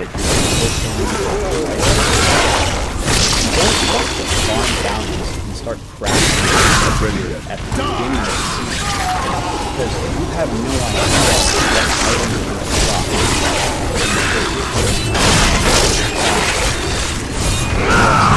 You might get a nice final weapon that goes with wings. So if you spend your time crafting certain items in the beginning, you might find the next day you found a final version of that army anyway, and you just wasted all of your max. So because you don't know what's going to drop throughout the season, I would always focus on bounties at the end to make whatever item you're missing. Okay?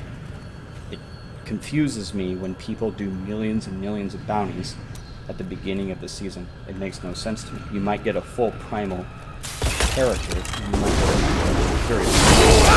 Now, bounties are good in the beginning if you need to get the recipes, because a lot of the recipes drop in the caches, or if you need a specific item that only drops in bounties, then of course it makes perfect sense.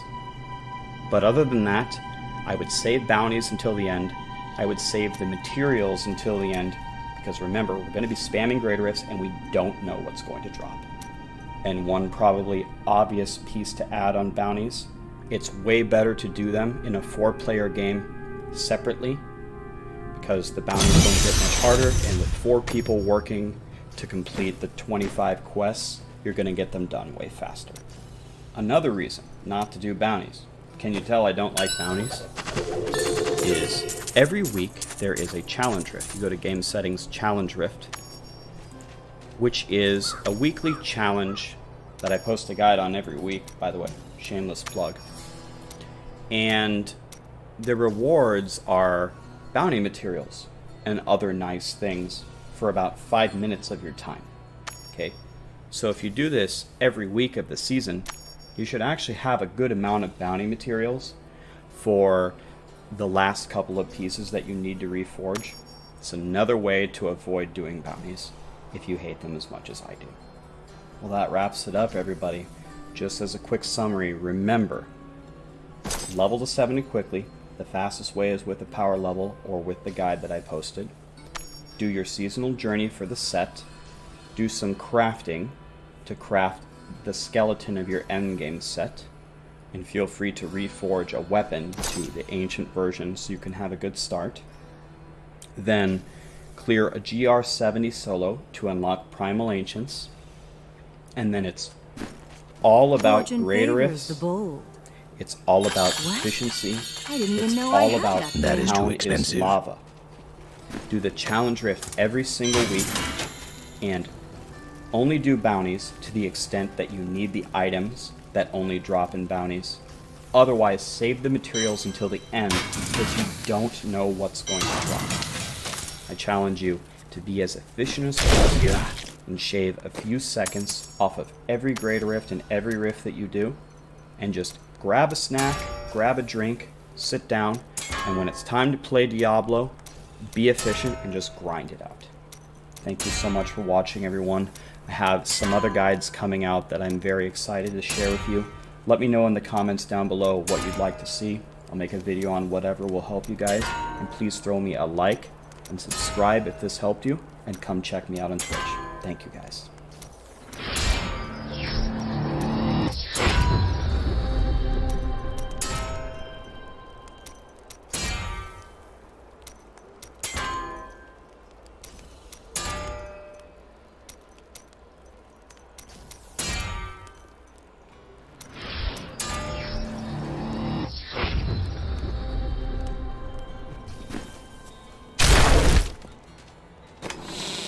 Hi everyone, it's Rax. I have been working on this project for a long time, and I'm happy to finally bring you the complete Greater Rift guide. I also collaborated with some amazing Diablo 3 players to get their input to make sure this guide would have the critical information that you'll need, and we'll have a special shout out for them at the end. We have no time to waste and a million topics to cover, so let's get started. Very quickly, let's go over the topics we're going to cover.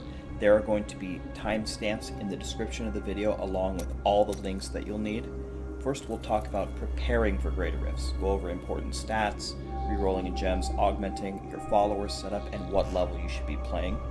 We'll move into the mechanics, the maps, the mob types, the pylons, the elite affixes, the guardians, and crowd control. And finally, we'll combine all of that into the actual strategies on how to succeed in Greater Rifts.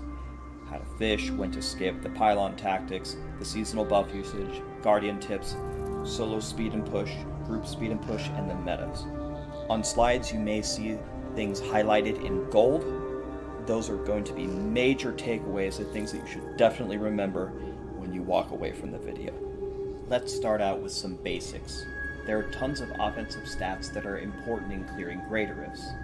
The ones on this screen are pretty self-explanatory. Your main stat depends on what character you're playing. It's strength for barbarians and crusaders, intelligence for necros, wizards, and witch doctors, and dexterity for monks and demon hunters. These stats can roll on every piece and give your character increased damage and survivability depending on which main stat you have. Strength and dexterity give you more armor, while int gives you more all resistance. This is why your Paragon level is so important to your character's power. Every level beyond Paragon 800 is going to give you 5 additional main stat, which gives you a lot of damage and survivability. And for your gear, you can get higher main stat values if they're ancient, or you'll get perfect values if they're primal ancient. Cooldown reduction is one of the most underrated stats.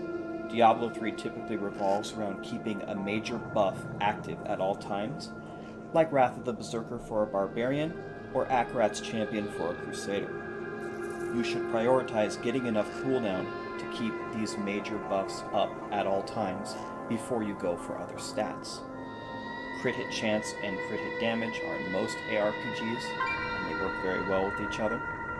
For most builds, they are 2 of the strongest stats to gain. Elemental damage is a rare attribute and it's incredibly powerful. So getting these rolls on your amulets and on your bracers is usually a top priority. Elite damage is more rare and less important than the other ones, but it's still a powerful stat if it happens to come on one of your legendaries. And finally, average damage, while usually not as good as crit hit damage or crit hit chance, is a great roll, especially on ancient rings. Now let's talk about two more complicated offensive statistics. Attack speed makes your character attack faster, but it's important to understand that skills in Diablo 3 have breakpoints.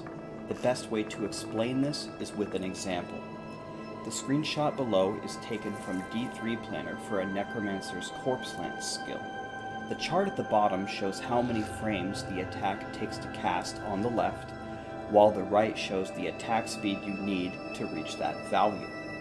Right now, my Necromancer is sitting just above 2.4 attacks per second, so my lances fire every 4 frames. I have just barely crossed the 2.40 breakpoint to make that happen. If I were to drop below 2.4 attacks per second on my character sheet, I would drop down to attacking every 5 frames, and according to the red number above in the chart, I would lose 20% damage in doing so. So there are a few takeaways from this. First is that any attack speed that I have on my character that brings me above 2.0 attacks per second, but does not allow me to reach the 2.4 breakpoint, doesn't actually make me attack faster or do more damage. So all of those rolls that were spent on attack speed could be used on something else. The second thing is reaching the next breakpoint can be a major damage increase. Or, conversely, barely missing a breakpoint can be a big damage loss. Understanding the breakpoints for your primary damage-dealing skills is important, and I would recommend researching these on d3planner.com under the Skills and Effects tab for your character. And one final note on attack speed is the attack speed roll on a weapon is multiplicative, meaning that it is more powerful than the attack speed rolls on all the armor pieces, which is additive. Now let's talk about area damage, which is one of the most powerful stats in the game for builds that can gather and damage large groups of monsters. Area damage has a 20% chance to hit all monsters within 10 yards for the damage that you just dealt, multiplied by your area damage value. Again, let's look at an example.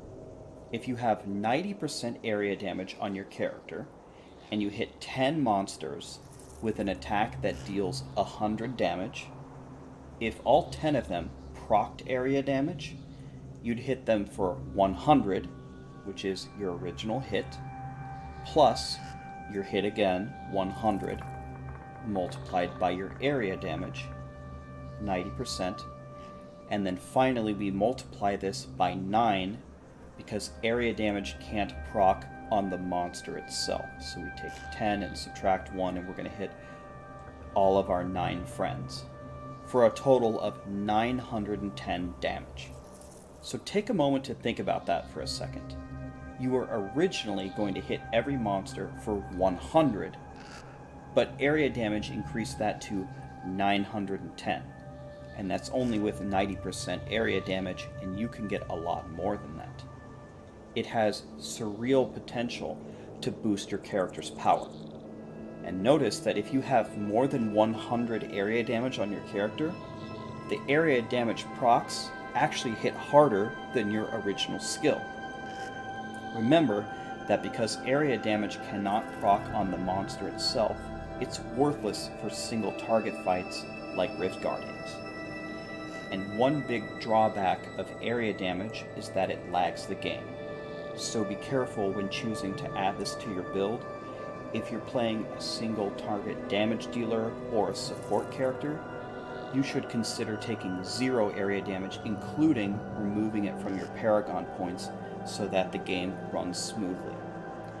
And in the middle right section of your screen, there is a diagram that shows you how big of a radius 10 yards is for how much damage it's going to be dealing. Now let's talk about defense. Vitality is the main way to boost your health pool, and you can always manipulate this value by changing your Paragon points. One mistake that many players make is thinking vitality is what's going to keep you alive. Mitigating damage can be just as, if not more important, than having a large health pool. Don't fall in love with stacking vitality, focus on the other stats as well. And remember how main stats gave strength and the dexterity classes armor? That means as we get stronger, we'll have tons of armor and no all resistance. That's why it's important to stack the defense that your Paragon points cannot provide you. The same is true for int classes, which naturally get all resistance. They would need to stack armor for the bigger toughness boost. In general, whenever you get these rolls on belts, boots, and pants, take them. For other armor slots, we'll usually want the offensive rolls unless we're playing a support character. Life percentage is a good option to take on belts, but it's usually not great on other pieces. Again, unless you're playing a support. It's the same concept as vitality. Don't fall in love with increasing your health pool, fall in love with damage mitigation. Life on hit is a great way to sustain your health, especially in solo. Usually one roll is enough, and it's typically taken on bracers or on a weapon. And finally, reduced damage from elites is a nice roll on your chest piece if there's no offensive stat that your character needs to take. Now let's talk about the steps in re-rolling. The first thing that you ever want to do is the thing that we talked about earlier. Get enough cooldown reduction to keep up your main buff. Then you want to make sure that you have 3 sockets in your jewelry items, because a legendary gem is always better than any other roll that you can get. Next, you want to get enough damage mitigation with all resistance and armor to survive.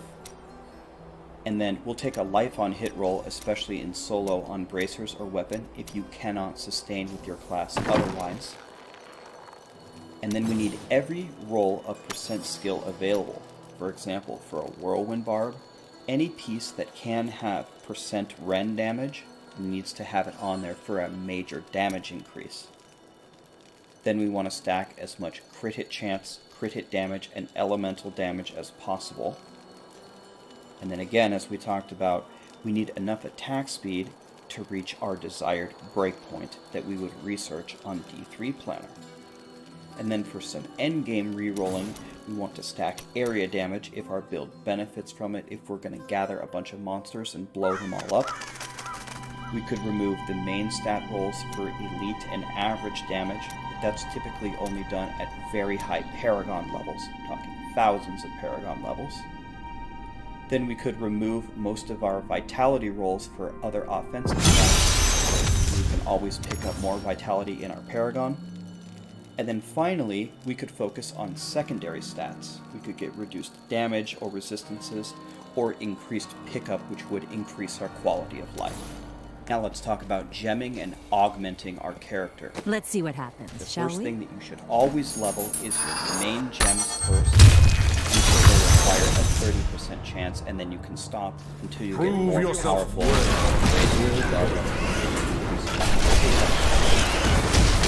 Look, just over there. I never imagined. I must wait.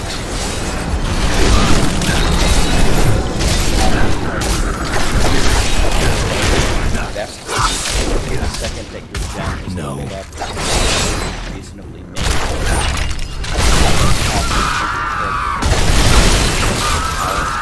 Especially at low Paragon levels. You always want to operate that is not possible. Unless you're then you would do the opposite stat in the defense section. So strength Nonsense to no end. While I'm afraid not.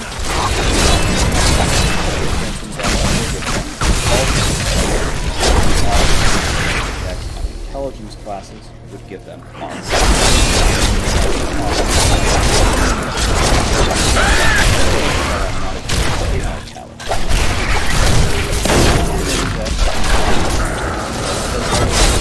gems to level 25, even if you don't plan on making a support character right away. If you ever want to jump in front, you want those gems ready to go.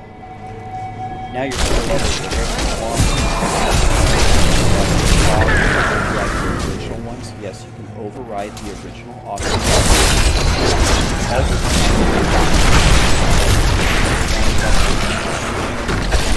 Give it more time.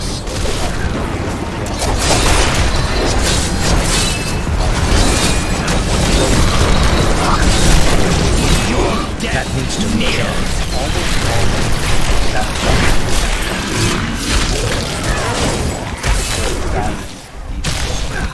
The only time you don't that is want not diamonds possible. for defense is if you're playing an int class and you have very high paragon level, then you could gem. Not enough essence.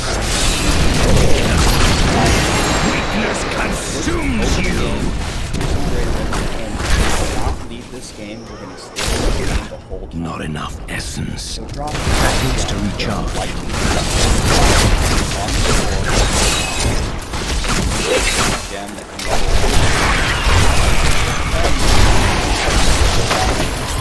Your death nears. My essence is too low. That is not possible. At the end of the Greater Rift, it's going to think that you don't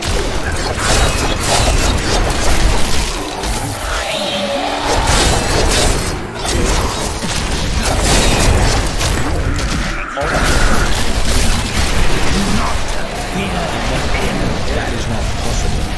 Not enough essence. It's going to give you a fourth one. After you laying on the ground, now you have a very easy gem. Viable gems. That is not possible.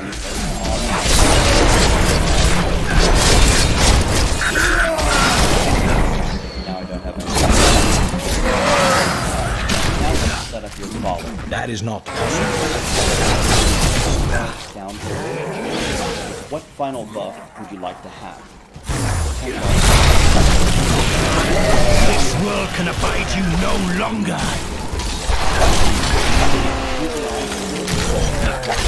Which one you use? I'll use Templar for you. The ones that do not crowd control. You'll understand. The grave beckons. I like skills on this follow. I would select. Note that the Enchantress don't use those skills as they go Pokemons. Now on to the gear. This may surprise you, but 90% of a follower's value comes from 3 items. The cannot die relic, easy to craft at the blacksmith. You would upgrade it with recipe and Kanai's cube. It's very easy to obtain. Weakness consumes you. Essence is too low.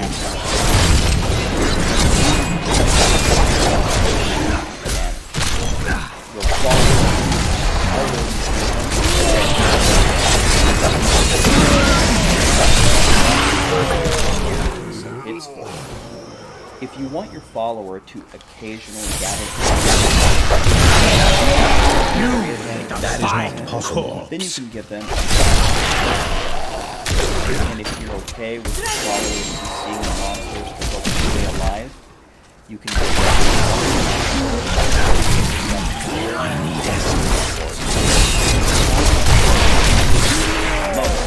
what greater level should you use? Unless you're pushing for a new record, you should do the highest Greater Rift you can complete every time in under 3 minutes.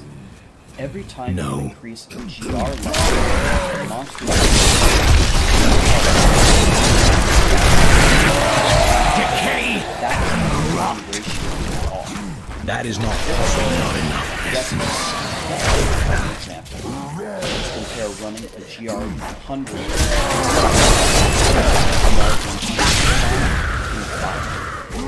So look at the below if you're frightened by the fact that more than double your health, you're not alone. And for a measly 28% more experience, it doesn't seem worth it. Assuming absolutely no breaks and blasted for a straight hour, we would have completed 8 extra greater rifts. We would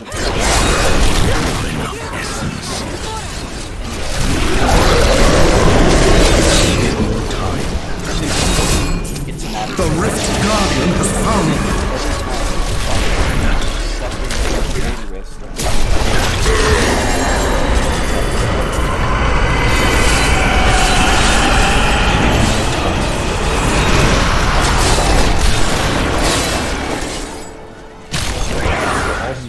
Far more blood charge from Kadala, you can fill your inventory with a sea of water. Now we've arrived at the mechanics section, and we'll start with the map tiles in greater rifts. First, let's understand what we want and don't want in a map. We want wide open spaces to gather large groups of enemies, so any map with zooms or doors or twists and turns is automatically out. Next, we want a lot of density, so we can make a ton of progress once we do get a good map. The best map can be 4 corners, which is just another way of saying it has a square layout. This is advantageous over a straight line because we can pull enemies from multiple directions, resulting in larger packs and faster clears. Finally, we want maps with many pylons on, so you have multiple chances to get that juicy conduit. Put all of that together and we have the map tier list. In the S tier, we have Festering Woods, Battlefields, and some Silver Spires. These are the best maps in the game. Silver Spires can be incredibly short or have a lot of bridges, which we want nothing to do with. Almost every rank 1 player comes from one of these 3 maps in some form or another. In the A tier, we have Howling Plateau, Shrouded Moors, Stinging Winds, and some craters. For the most part, these are wide open maps, they just don't have the density that the S tier maps have. B tier maps are playable, but aren't anything special. Plague Tunnels can be amazing if you get the Infinite Donuts layout, which is just circle after circle after circle. And Pandemonium always has 2 rooms you can fight in, and the Brown Caves can have these giant rooms which you can make good progress in. Coming in the C tier is just everything mediocre, it's just everything not listed in this tier list. And finally F tier for pushing, opening up a key and seeing one of these as your first map is an instant lead. They are compartmentalized, narrow, non-dense, garbage maps that you can almost never make any progress on without a pylon's assistance. On to the different mob types in greater rifts.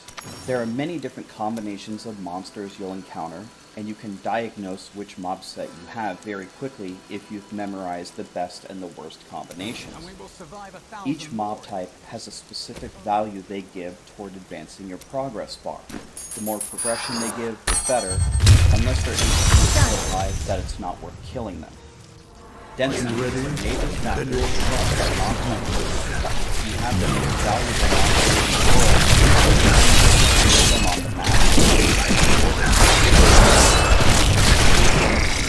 How dense these mob types will be. Another big part is how well the monsters will follow you.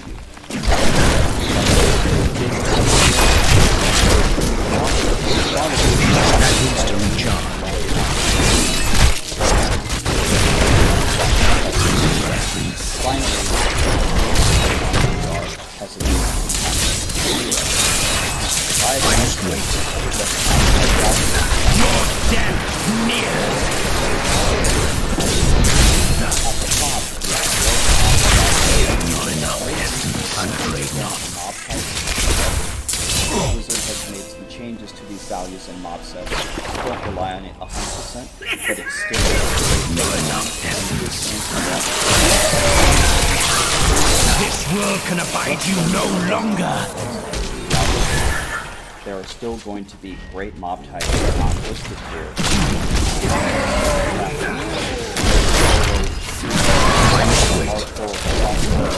But in general, I try to pick 8 of the best mob types.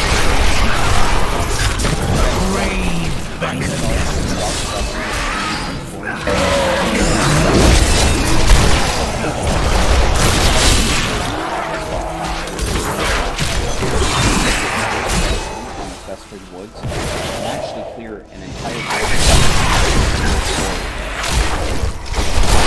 that needs needs to recharge. Must serve the cycle.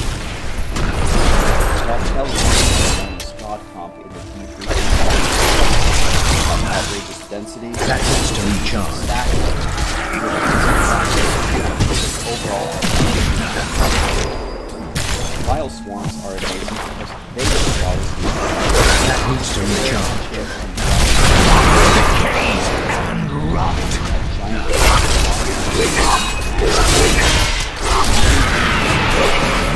Including the ranks on 4-player video I posted just a few days ago. I must wait. Progress, and they had wretched others for a climb. Get this mob type. Most of them are quite close to them for the fact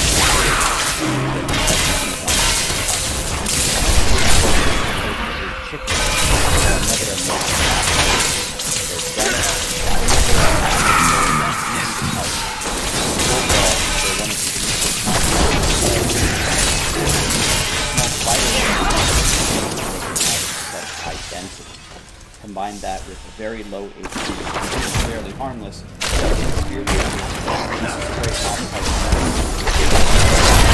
That needs to recharge. Another very valuable type. You just have to be careful to dodge the explosion. This world can abide you no longer. Summoners,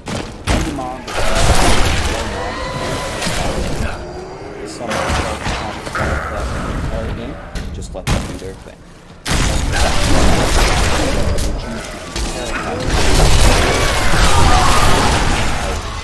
I cannot explain to you how give it more time. It's hard to kite. Not enough essence. Never want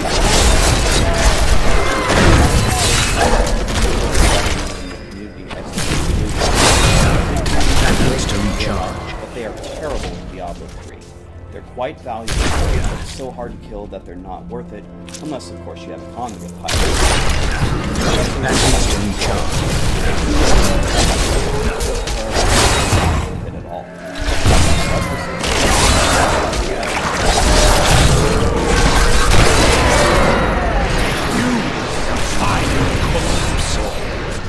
Blazing Guardian. Goodbye, my friend. It was nice. Not enough. I must wait.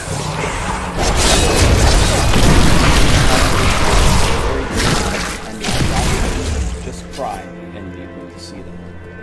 And the same comment goes here for the best mob type. There are other terrible ones in the game that based on what's I must wait. The Rift Guardian is here! That needs to recharge.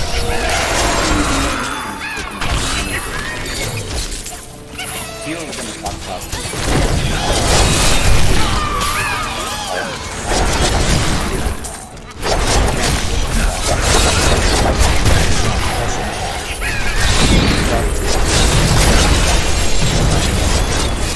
spells for the free capacity.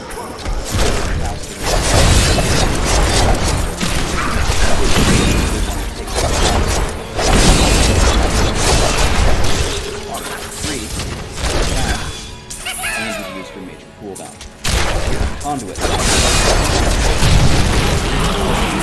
Your death near. I must wait. Scales with greater than level, not with your damage level. Support character which you can max damage as a damage character.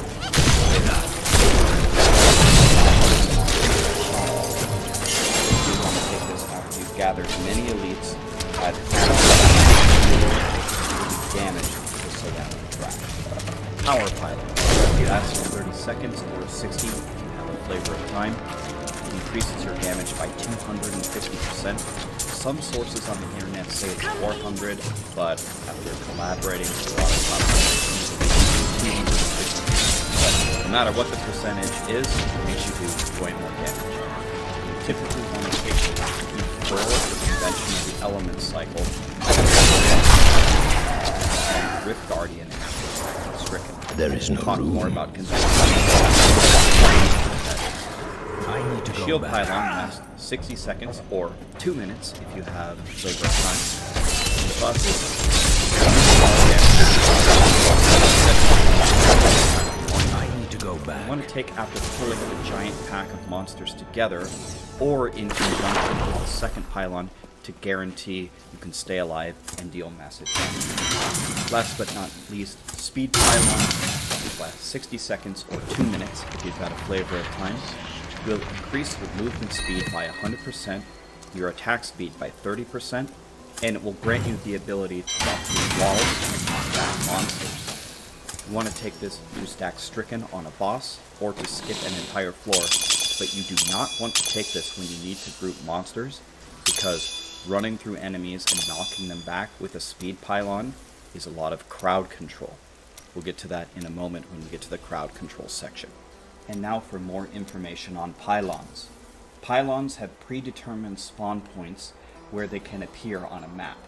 After playing the game long enough, you will start memorizing where pylons can and can't be. Becoming familiar with where they spawn, especially on S-tier maps, is critical. The chance to spawn a pylon increases by roughly, keyword roughly, 3% for every 1% progression you get in a rift, and you start the rift with a 1% chance to spawn a pylon at no progress, meaning there is a small chance to spawn a pylon immediately when you walk in. My favorite? Let's look at an example. If we cleared 17% of a rift and then checked a pylon spawn, we'd have a 1% chance, which is our initial chance walking in, plus 17% times 3, which would be a 52% chance that that spawn would give us a pylon. If we got one, our chances would reset to 0, and we'd have to make more progress before getting another one. Meaning we won't spawn pylons back to back, and you're going to have to kill some more monsters to spawn the next one. We'll cover the strategies on manipulating this in just a bit. So, some more information on pylons. You get 2 to 4 pylons every Greater Rift, and you can actually lose a pylon if you make too much progression before checking a pylon spawn. So if the Rift decided that you were going to get 3 pylons in your particular run, but you waited until 80% progression to check a spawn, you can actually lose one of them. You cannot get the same pylon twice, so if you had a conduit previously, you won't get another. Once a Rift Guardian spawns, no pylons will spawn. And once a pylon spawn is revealed, the outcome will not change, meaning a pylon is not going to magically appear there later as you get more progress. If you didn't get one, it's done. There will never be one there. Now let's look at some important elite affixes. I'll let you glance through most of these that I'm sure we're familiar with, but I'd like to talk through 5 of them. Health Link can actually be beneficial for us, because elites will stay alive until they're all dead. We can continue AoEing them and proccing area damage to get them and the trash around them down faster. Juggernaut is a terrible affix because we cannot crowd control them, which can significantly reduce our damage and makes it very hard to move them. Take, for example, the Heaven's Fury Crusader, who deals massive damage to blinded enemies. Since we cannot blind Juggernauts, we do no damage to them. Shielding can only appear on one monster in the pack at a time, so we need to do damage to a non-shielded target when that happens. If there is only one monster left, they will no longer be able to shield. Waller, aka the bane of my existence, can severely nerf your skills, damage, grouping of enemies, movement, and ability to escape. This is why I always wear a potion of Kool-Aid, which can break walls. And finally, Wormhole.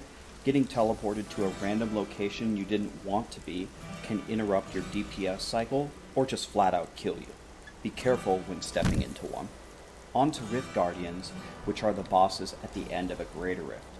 Bane of the Stricken is usually needed to kill Rift Guardians in high Greater Rift levels because they have so much health. Stricken makes each successive attack deal more damage, which can add up quickly if you attack very fast. Charm spell, and Sister Some Lysa Guardians was spawn fawning over ads, me for a which can fortnight. be the dream or a nightmare. It was mortifying. On one hand, ads are amazing for AoE and area damage and even spawning Oculus rings, But they are terrible for stacking Stricken, as Stricken only applies on the first monster it hits. This means around adds you should always try to hit the boss first so the Stricken stack applies to him. Some Guardians have an add cap, meaning there's a limit to how many friends they can summon, like Crusader King and Escandiel. On these bosses, once they're done summoning, you can simply run to the other side of the map and have them teleport to you to avoid their adds entirely. Recognize that many Rift Guardian attacks can be interrupted, so plan those skills wisely. And finally, many Rift Guardians enrage at certain percentages, which can unlock more powerful abilities. Check the video description for a link to every Rift Guardian's wiki page to learn more about them. Now for a very important subject that seems to fly under the radar for many Diablo players: crowd control. Diablo 3 has two types of them, hard and soft. A hard CC is something that makes the monsters unable to move or attack, including blind, charm, fear, freeze, and stun. Each time you hit a monster with a hard CC, it builds their resistance to further crowd controls by 10% for every second that they were incapacitated. When they come out of that CC, their resistance will drop by 5% for every second that you leave them alone. Knockbacks and pulls are also considered a hard CC and apply a flat 40% resistance rather than basing it on a timer. Soft CCs, on the other hand, can be reapplied continuously and don't impact hard CCs at all. There are a few takeaways from this. First, we don't want random hard CCs to occur because it will build the monster's resistances to them and may make them immune when we actually want to cast our own crowd controls. This is why we do not recommend taking crowd controls on the follower. We don't want to spam our hard CCs either, because monsters will become immune very quickly. And finally, leaving monsters alone for a while will allow us to CC them freely when we need to. Be aware of the hard CCs that your build is using and plan them accordingly. And remember, in group settings there may be multiple players with hard CCs, and synergizing them is important to your success. We have arrived at the strategy section of the video, where we will put all of our knowledge about greater rifts together to get the most out of Diablo 3. Let's begin with map fishing. By a mile, the biggest reason why people don't get high clears is because they don't fish for a good map with good mobs. It's not the most exciting way to play the game, but it's the only way to see what you can really accomplish. Playing hours and hours of bad maps with bad mob types is only going to frustrate you, waste your time, and probably not net you a clear. We need to farm a ton of keys, and by a ton I mean at least 100, and then let the RNG begin. What we are looking for is simple: an S-tier map, either Festering, Battlefields, or a Silver Spire, with a good mob type. You can expect to get something playable around every 20 or 30 keys, and you will only know the true potential of your character and build when you've tested it on the best maps possible. You may not need a perfect rift, meaning you don't also have to get a conduit pylon and a godly follow-up, but at least fish for a very good first floor when pushing. And an important note, this only applies when you're pushing for a new personal best or trying to increase your rank on the leaderboards. Fishing is never required when running speed greater rifts. There is an art only known by the wisest and bravest Diablo 3 players when to skip something. After you have your godly first floor and you have a decent lead, what are the chances that the very next map is something great that you can continue making progress on? Not good. Depending on a map's size, it can take between 15 to 90 seconds to skip an entire floor, but that can be far less detrimental than trying to make something work with terrible mobs on a terrible map. So keep some things in mind when deciding to skip or not. First, how much progress do you need to finish? If it's not much and you can get a clear with what you've got, then just stay and finish the rift. We're only skipping when we have to. Second is pay attention to the elites that you're skipping. Are they easy to kill? Do they have good affixes? Well, then it might be worth staying. If it's a yellow wormhole walling juggernaut, dismiss them from class and move on. Also, pay attention to the density. Sometimes bad mob types can still work if there's enough of them. And finally, pay attention to the pylons. If you have a mob that you can't kill, but you still have a power pylon, well, maybe you can stay now. And conversely, if you don't want to spawn a pylon on this bad map, then skip it. There is no magic answer on when to skip or not, but it's something you should always be considering when you're in rough situations. Alright everyone, now we're getting to some very exciting stuff, pylon tactics. We're not going to go through one example, we're not going to go through two, we're going to go through 7 different situations where you can use a pylon intelligently to your advantage to get a better greater rift clear. In the first example, we're going to cover delaying a pylon. So let's say we're on a festering woods, and we just spawn a conduit in the middle of the map, and we've got Not everything enough on, essence. all the elites. The only thing that we haven't looked at is the end room, which has a pylon spawn that we haven't discovered yet. When we take the conduit, we're going to kill everything. We're going to kill all the elites on us, and after we pick up all the globes from that Fortune progress, favors the when bold. we go into that end room, we are going to spawn another pylon there. We do not want that to happen, because when the pylon spawns, it's going to be on an empty map. We're going to have to take it and then go next and not get as much value out of it. So what we will do is we will run to the end of the map, and we're going to break that pylon spawn in the end room and then take the conduit. Now, when we go to the next floor, the next pylon will spawn there and we'll be able to use it there much better. So in the second example, let's cover generating a pylon. Let's say we're playing on a howling plateau and we have 25% progress near the end room, and we know that that has a pylon spawn. But we know if we get the progress to 33%, remember, it's roughly 3 times whatever percentage you are at chance to get a pylon. So at 25% chance times 3, there's roughly a 75% chance that that last pylon spawn will be there.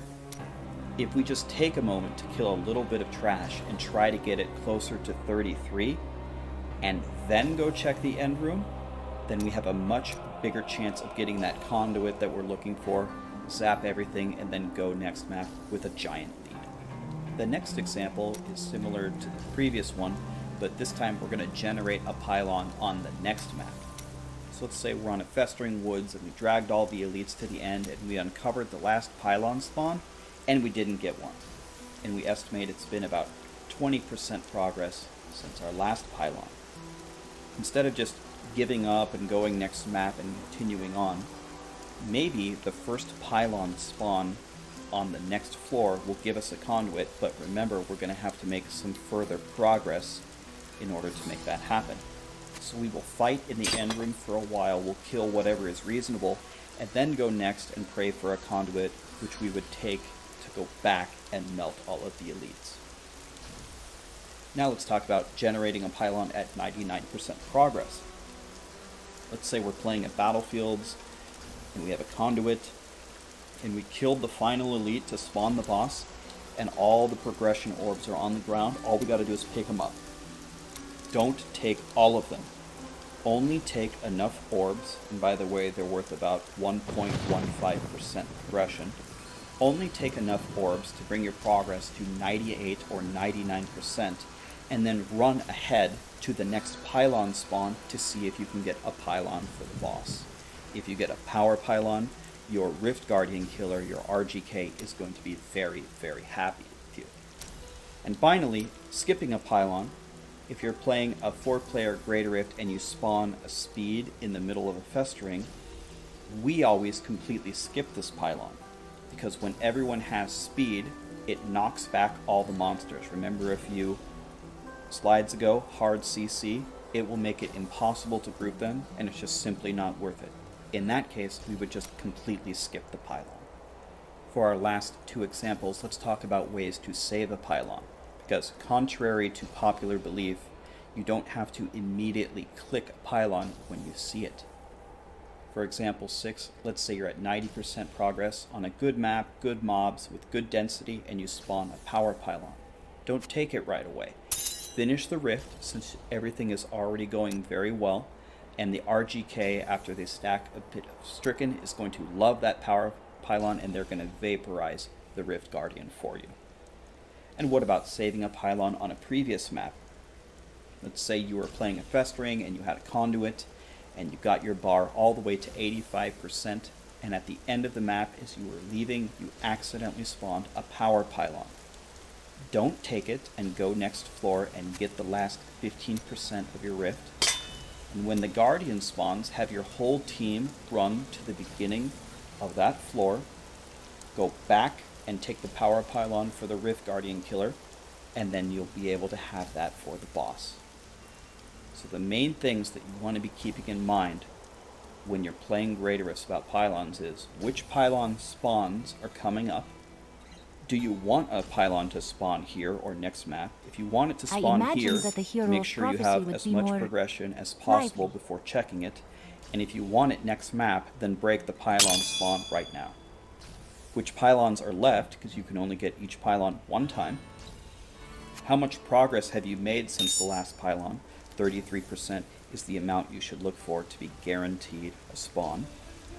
And how am I going to use the different pylons if they spawn? Am I going to take it immediately? Am I going to gather the elites and then take it? Am I going to skip it? Am I going to save it for boss? Or some other option?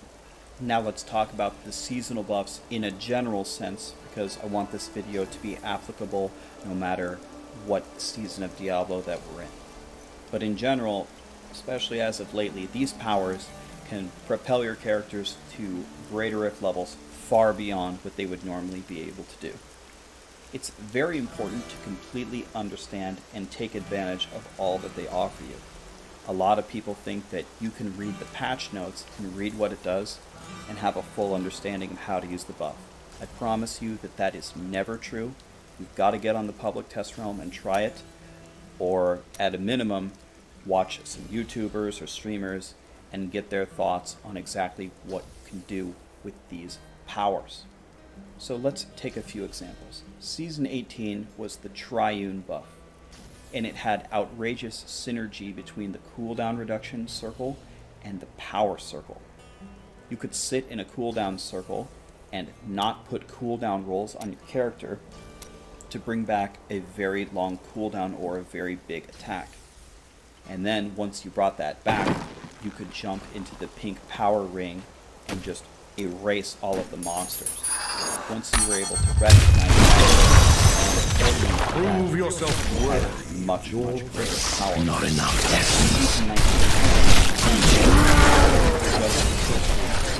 That is not possible.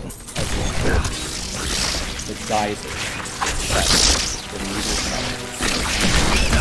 literally, and it's like having two or three more time. And where you take those conduit pylons, preferably around a lot of elites, give it more time. You don't have to figure this all out yourself, as we mentioned. Check all the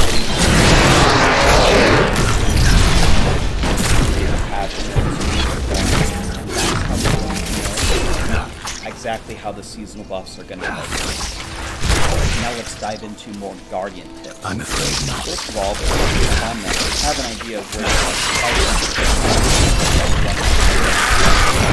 Weakness consumes you! Know what kind of boss you're looking for. Know if you're looking for a target boss or an ad boss. And know if there are certain bosses that you absolutely can't fight or stay alive on. You can just leave if they spawn. Plan which moves you're going to interrupt. Again, I will have a link to all the Guardians' Wikipedia pages, and I would recommend, if not looking up all of them, look up the ones who give you trouble. That way you can know if there are any moves that you can avoid with your CCs. Know their enrage percentages and move changes, because that's important. You can use that needs to recharge. You're dead near. Around the convention of the element cycle. I need to go right back. Corner, you can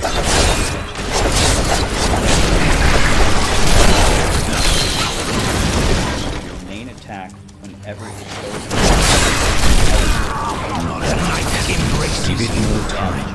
4 seconds. And right before.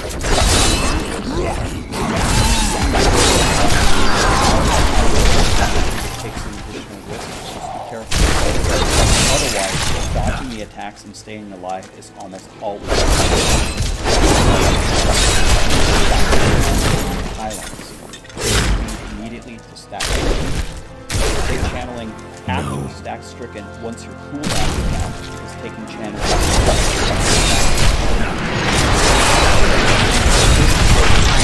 Do not fear that needs to recharge.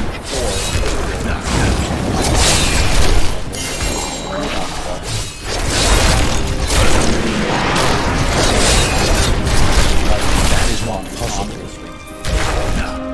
Now let's talk about solo specifically and some of the differences between these speeds. In speeds, you can start with any amount of keys, it doesn't matter. Remember, you need speeds you want to prioritize. That is not possible. Speed of your character.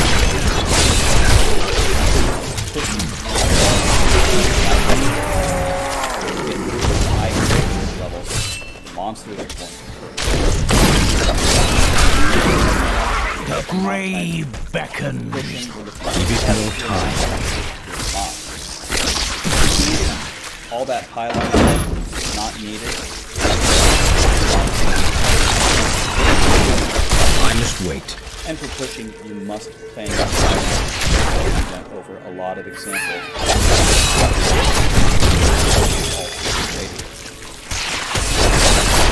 Not enough essence. Give it more time. Decay and rot.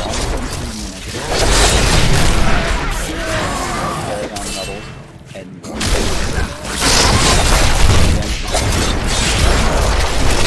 give it more time. Blood charge build up and more greater that needs to recharge. One more thing for speed. Pick up radius. You will defy force. Give it more time. Min-max every single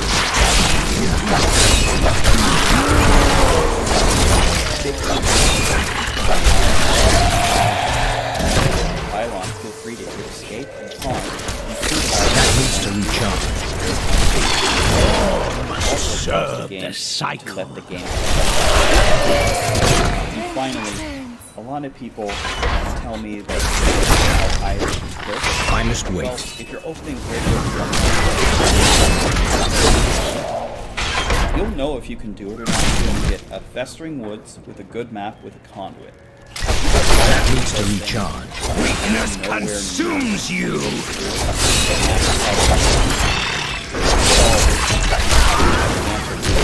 You can definitely get it down.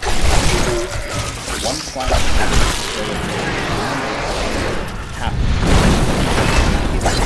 playing solo. Must serve the cycle. You can meet other people. A lot of people are probably looking for other players to play with, just like yourself. Teaming up.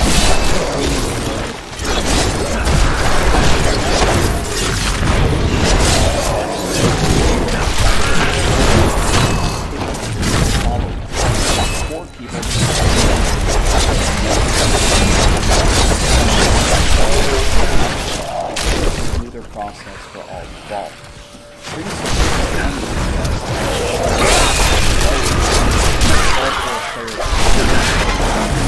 Whirlwind Barb. Nick is supporting. I must wait. You can build more. Grave beckons. Give it no time.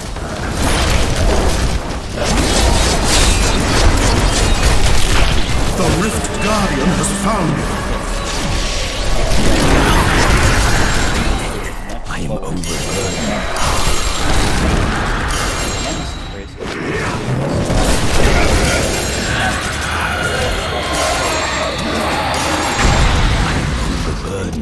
every 2 seconds. Select with 100 plus keys and push as a key. You will need a mixture of support and DPS along with a boss, often referred to as an RG.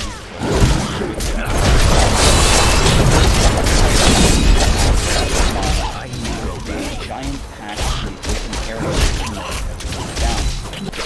As we just discussed in great detail, planning your pylons carefully will make them clear and efficient. Discuss the strategies with your team and execute them properly. For 2-player, I would recommend playing with 1 support and 1 DPS.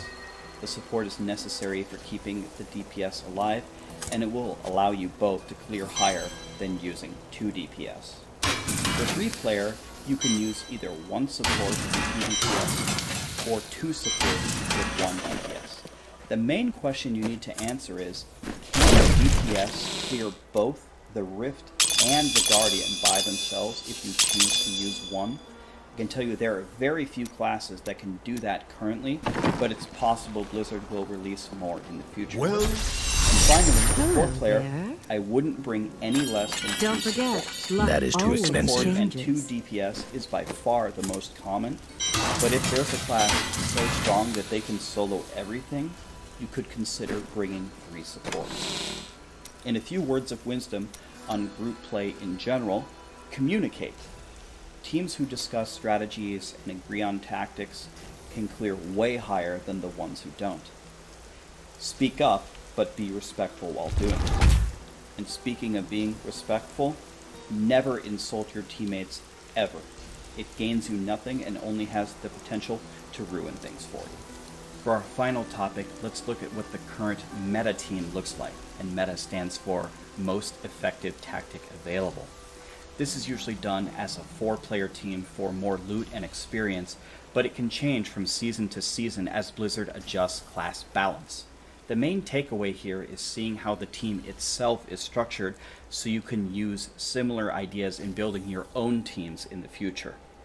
For the first support, we're bringing a Z-Monk, and the Z stands for 0, meaning that they deal 0 damage. It's just a quick way to say it's a support monk. They are incredibly strong because they can shield and heal to protect Squirt's necklace, which you can see on the right. For the second support, we bring a Z-Bard, which can pull monsters to big open areas and gather them together. This allows the DPS to deal massive AoE and area damage to erase entire rooms. The main DPS is a Bazooka Wizard, which will be nerfed for next season so something else will take its place. This character takes full damage, including as much area damage as possible, and just enough survivability to keep Squirt's necklace up. They are responsible for clearing the entire rift, but they're mostly useless on the Guardian unless the Guardian spawns a lot of adds. And the final piece of the puzzle is the RGK, which is currently filled with a Crusader, but could also be done by a Necromancer or a Demon Hunter. Their responsibility during the Rift is to help the Barbarian gather monsters, and they are the only one at the end who can kill the Guardian. So their itemization is based around dealing massive single target damage and stacking Stricken as quickly as possible. Wow, it's finally over.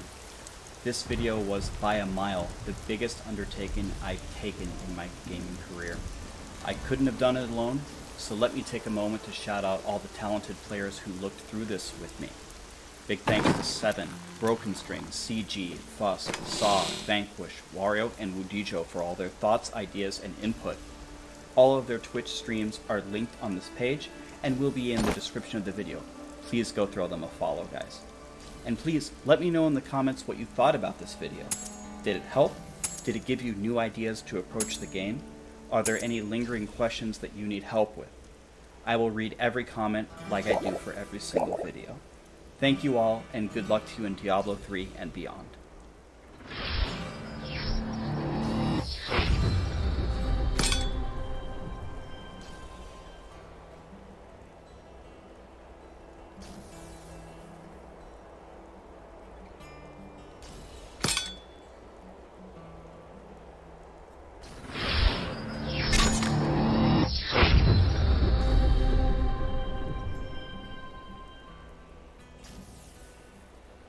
Hi everyone, it's Rax. Thank you so much for the 50,000 subs on YouTube.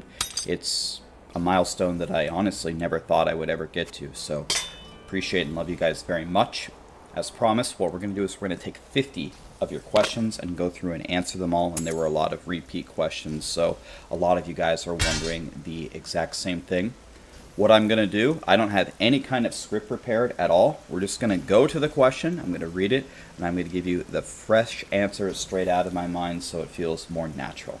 Let's get started.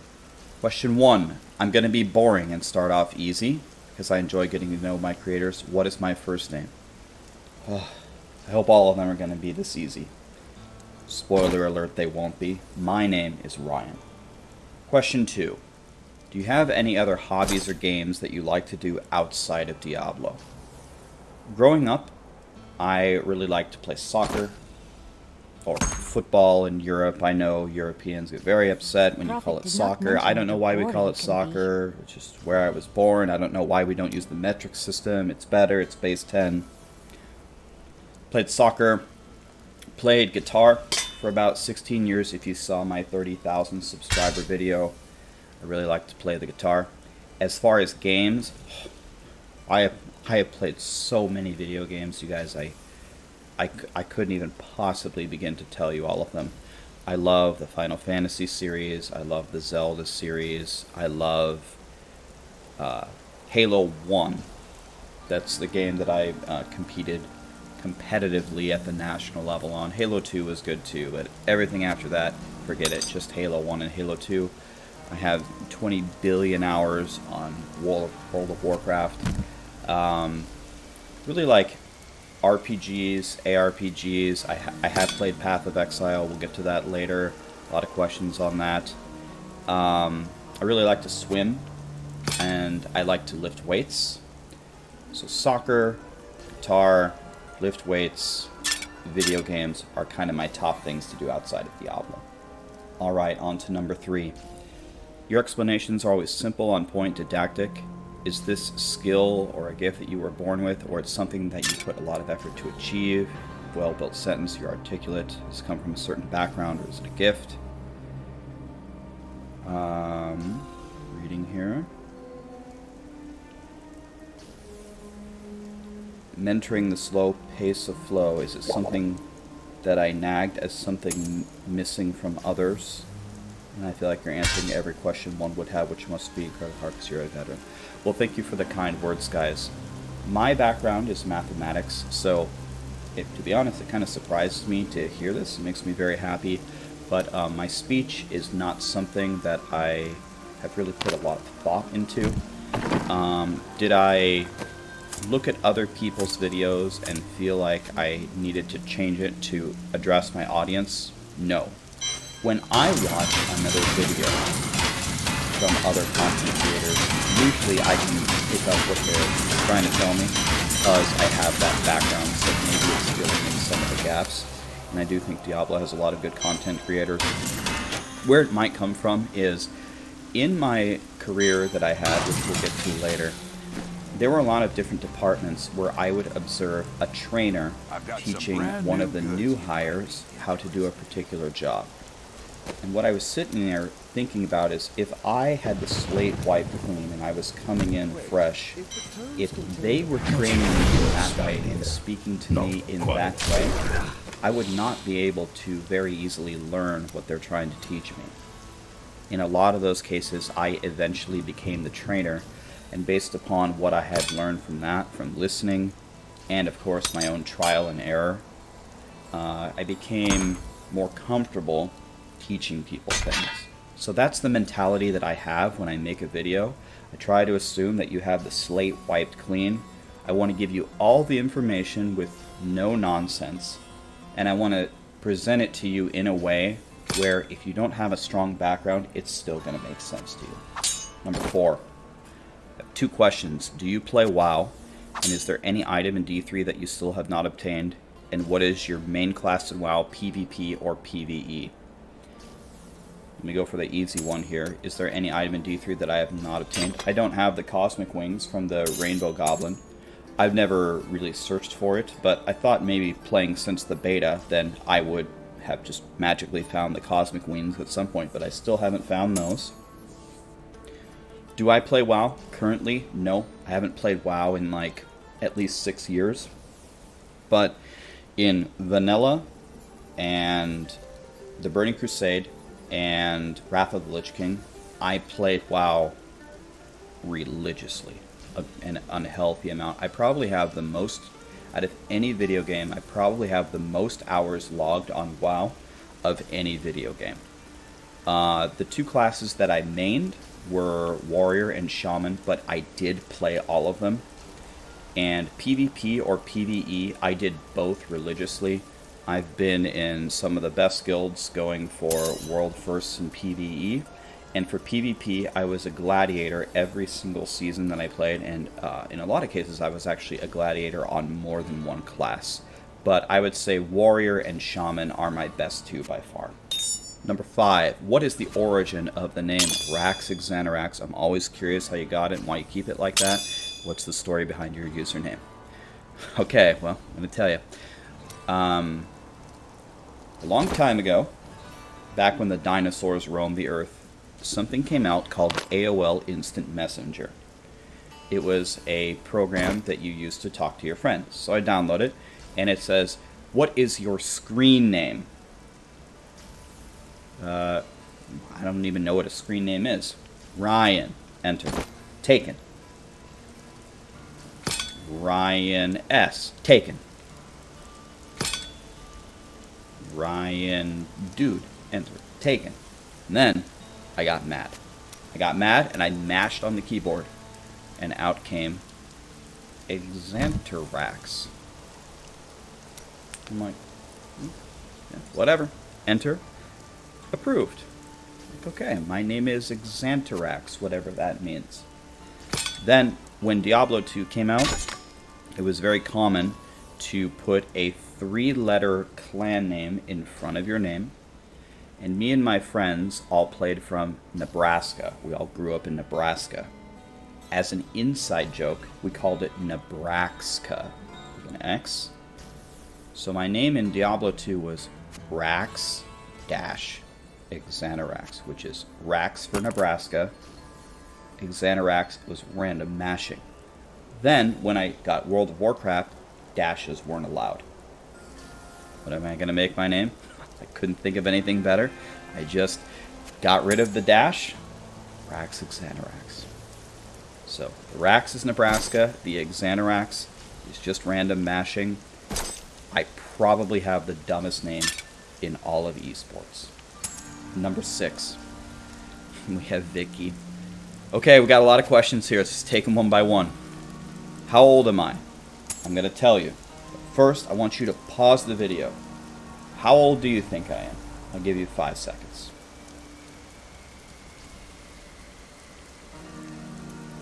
I am 33.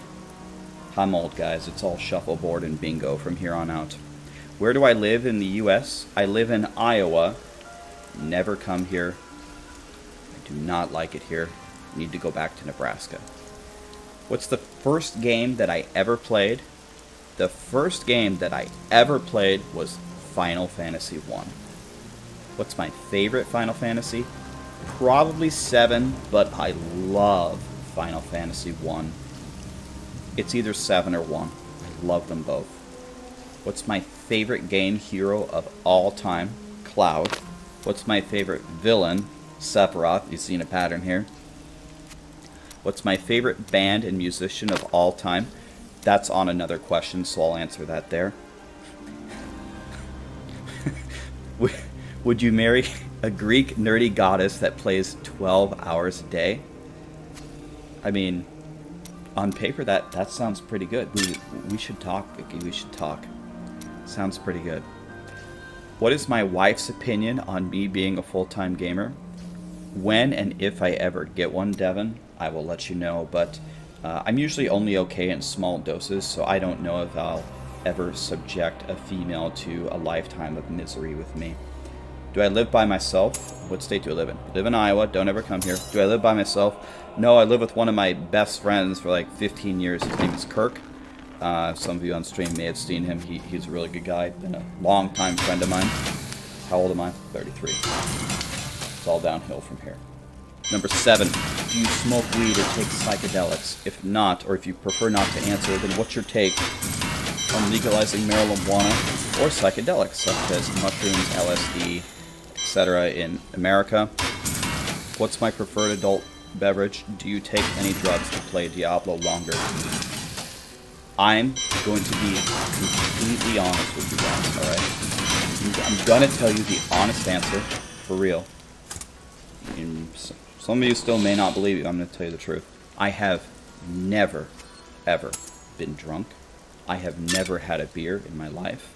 I do not smoke weed or take any psychedelics or any kind of drugs, and I never have. I don't take them now, and I never have before.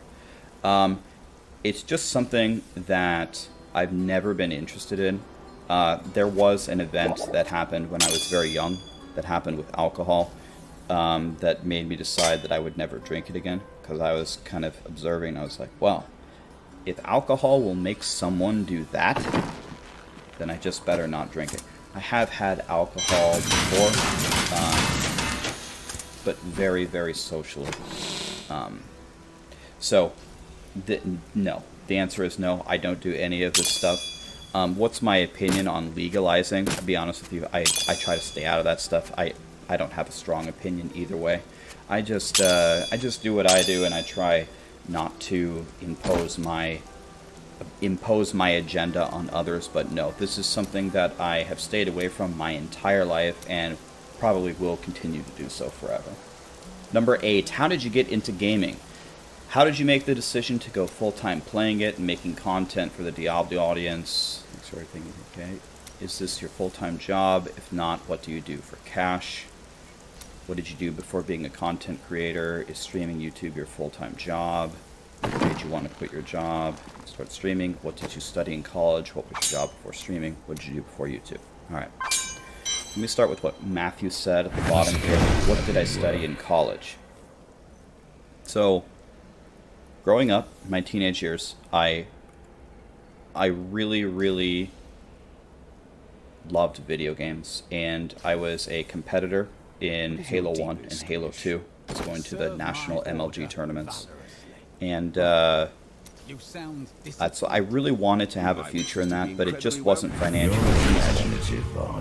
I did very well in school. I got a full ride in college as long as I went into engineering.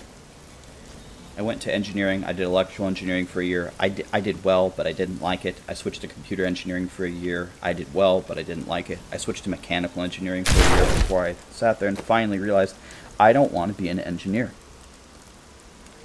So I was working at a company, at an insurance company. I was at the bottom rung as a processor. And they said that they would reimburse the rest of my degree, and I could study whatever I want if I kept working there. So for many, many years, I was a full-time employee and a full-time student, and I switched my major to mathematics because I loved math and I loved solving problems. And then I was happy. So I really climbed the ladder in my career at this company. I started at the bottom as a processor, and then they noticed that I could fix all the computers, so they moved me to IT. Then they moved me into project management. Then they moved me to underwriting, which underwriting is where you accept or reject applications, things like that. Then I got my math degree, and they told me that they wanted me to stay. I got some other job offers, and I told them, you want to know what? You guys have been nice to me, and I'm a very loyal person. I'll stay. Then they offered me a position as an actuary, moving to their main office. So I took that. I didn't have an actuarial background. It became very difficult for me because it was very, very challenging, but I was finally using my math degree, so I was an actuary. Then I actually left. For 1 year, I left my job to go help my uncle run his biochemical plant. So I went around the world striking deals for his biochemical plant. I again, it's being successful, but this is not for me. I went back to my original job and went to my final department, which was product, where we were determining all the products and how we would release them and sell them all around the United States. And how did I get into YouTube and how did I get into Diablo from that? Well, I saw that esports and streaming was starting to explode, and I was sitting there at my job and I was like, my biggest passion in the whole world is video games. That's what it is. And I'm so sad that these opportunities weren't available to me like 15 years ago, because I would have went this path and I would have done anything that I could have done to be involved in this, because I just love video games so much. It's just, I always have since I was a little kid. And then there were too many trips to the drinking fountain where I would see Nancy from billing or something, and she'd be like, well, Ryan, you know, you're a very nice young man, and man, you have your whole life ahead of you, and if I could have went back and done things different, oh, I would have done this or that, but it's okay, I got 10 years left, and then I'm going to get my 401k, and life's good, but man, enjoy life while you're young. I mean, when you hear that over and over and over, everybody in the hallway, everyone just kind of, they're there just to get a paycheck and go home, and it's just like, I'm just like, why am I here? I would be willing to give up everything to go at this full blast to see if I can do it, not for the fame, not for the money. I don't give a French toast about that.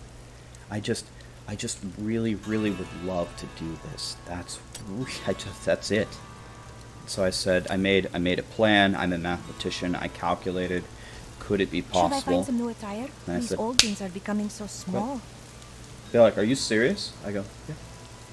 They're like, what are you going to do? I'm like, I'm going to go play video games. They go, you've got to be joking. No, I'm not joking. I've always been amazed at your relationship with the community. How do you remember so many people and specific details about your viewers? Well, thank you for saying that, James. Everybody has their faults. I have a ton of faults. Way too many that I care to name. One thing that has always come a little bit naturally to me is my memory. I can usually remember things. I don't know why. It's not something that I did or worked on, but I can usually remember things. I think that helps a lot. Another thing that helps a lot is I don't upload a video and then abandon YouTube until my next uploaded video. I read every comment that you guys make. I remember you guys. I can remember what's the last comment that you made. Not in every situation, and as the channel continues to grow, it's becoming harder and harder and harder, but especially the people that come on Twitch. The people that are there on my stream that chat with me all day, I remember.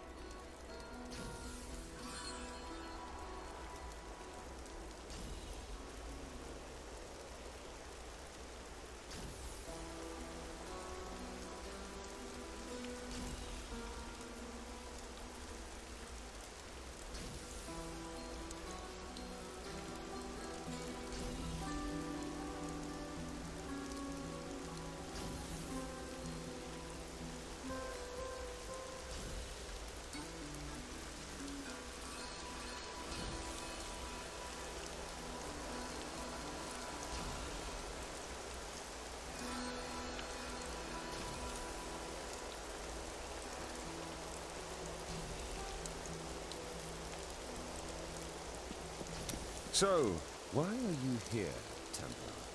I swore an oath.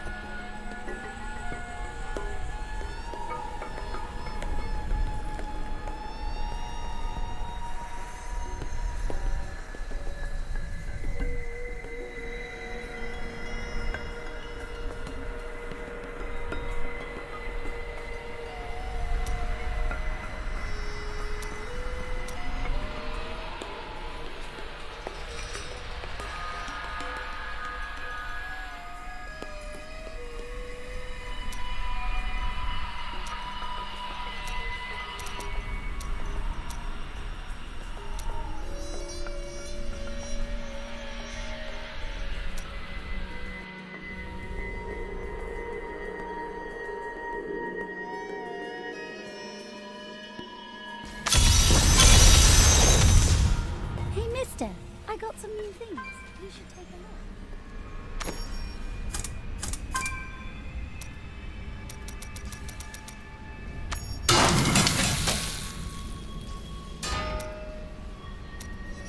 Ah, an interesting opponent. Enemies on the left.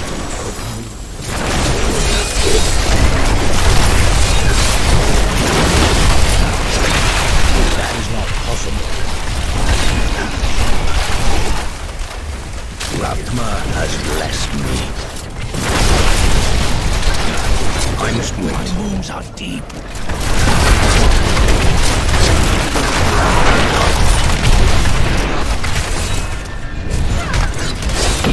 That needs to recharge.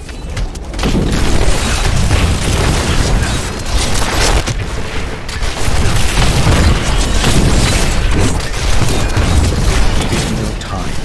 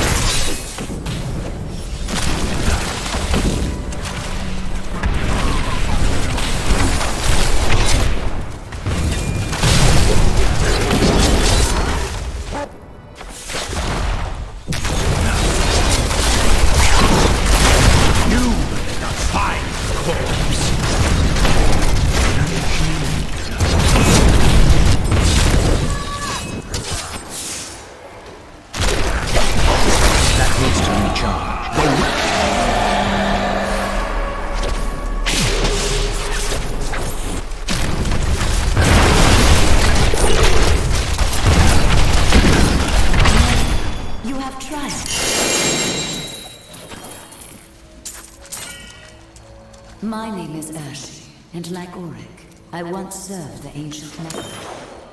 When the champions of ages past had proven themselves, I would attempt to improve the clarity of one of their gems.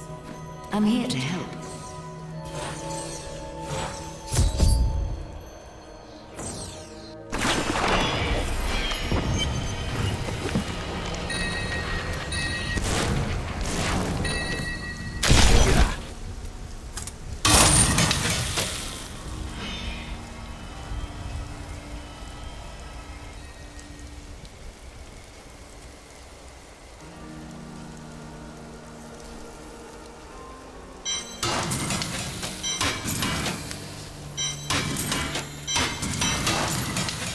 Excellent. My power has grown.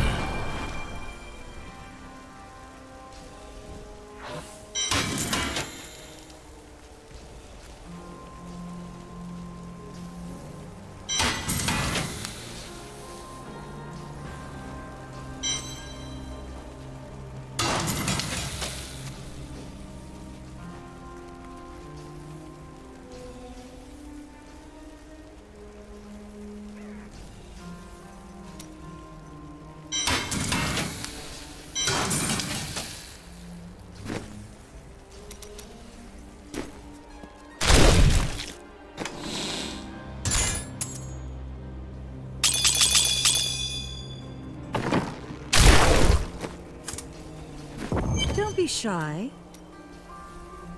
Don't forget, luck cannot always afford that. changes.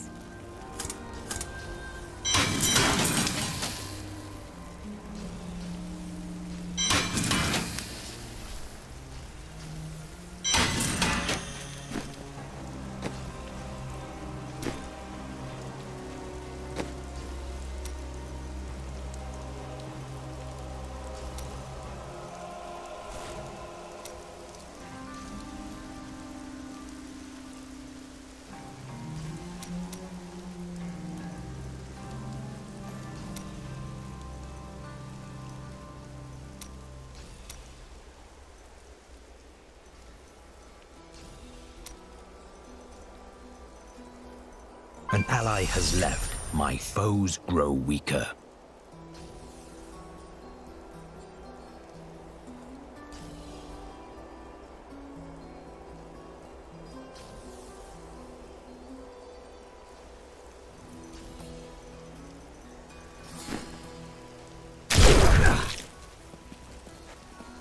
Rome has fallen to disgrace. What faith can save?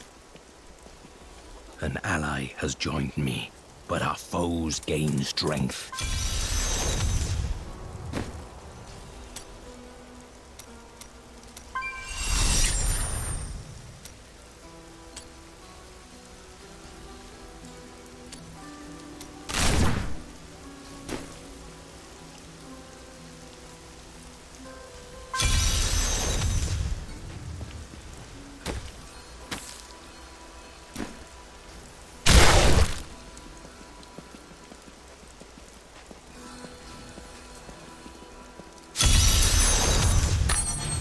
I wish you luck.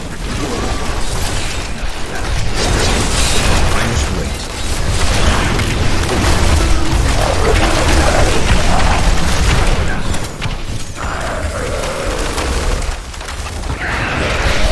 Give me time.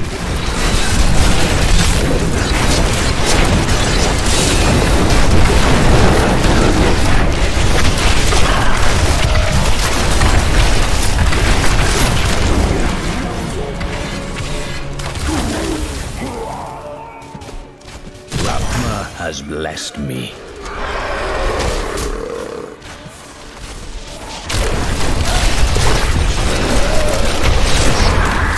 The grave. You got no time.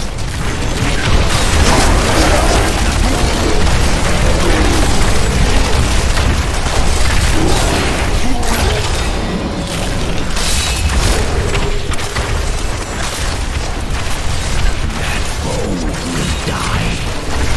Weakness consumes you!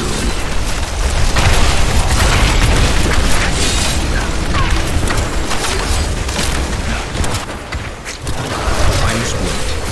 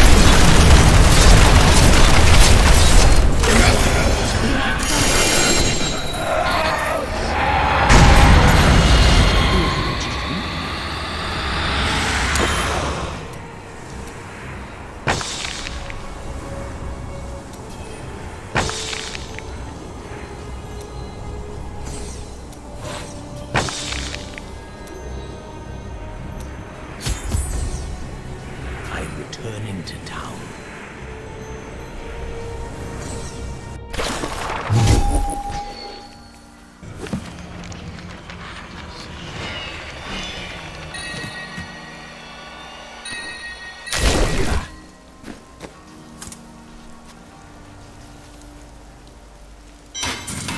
Impressive.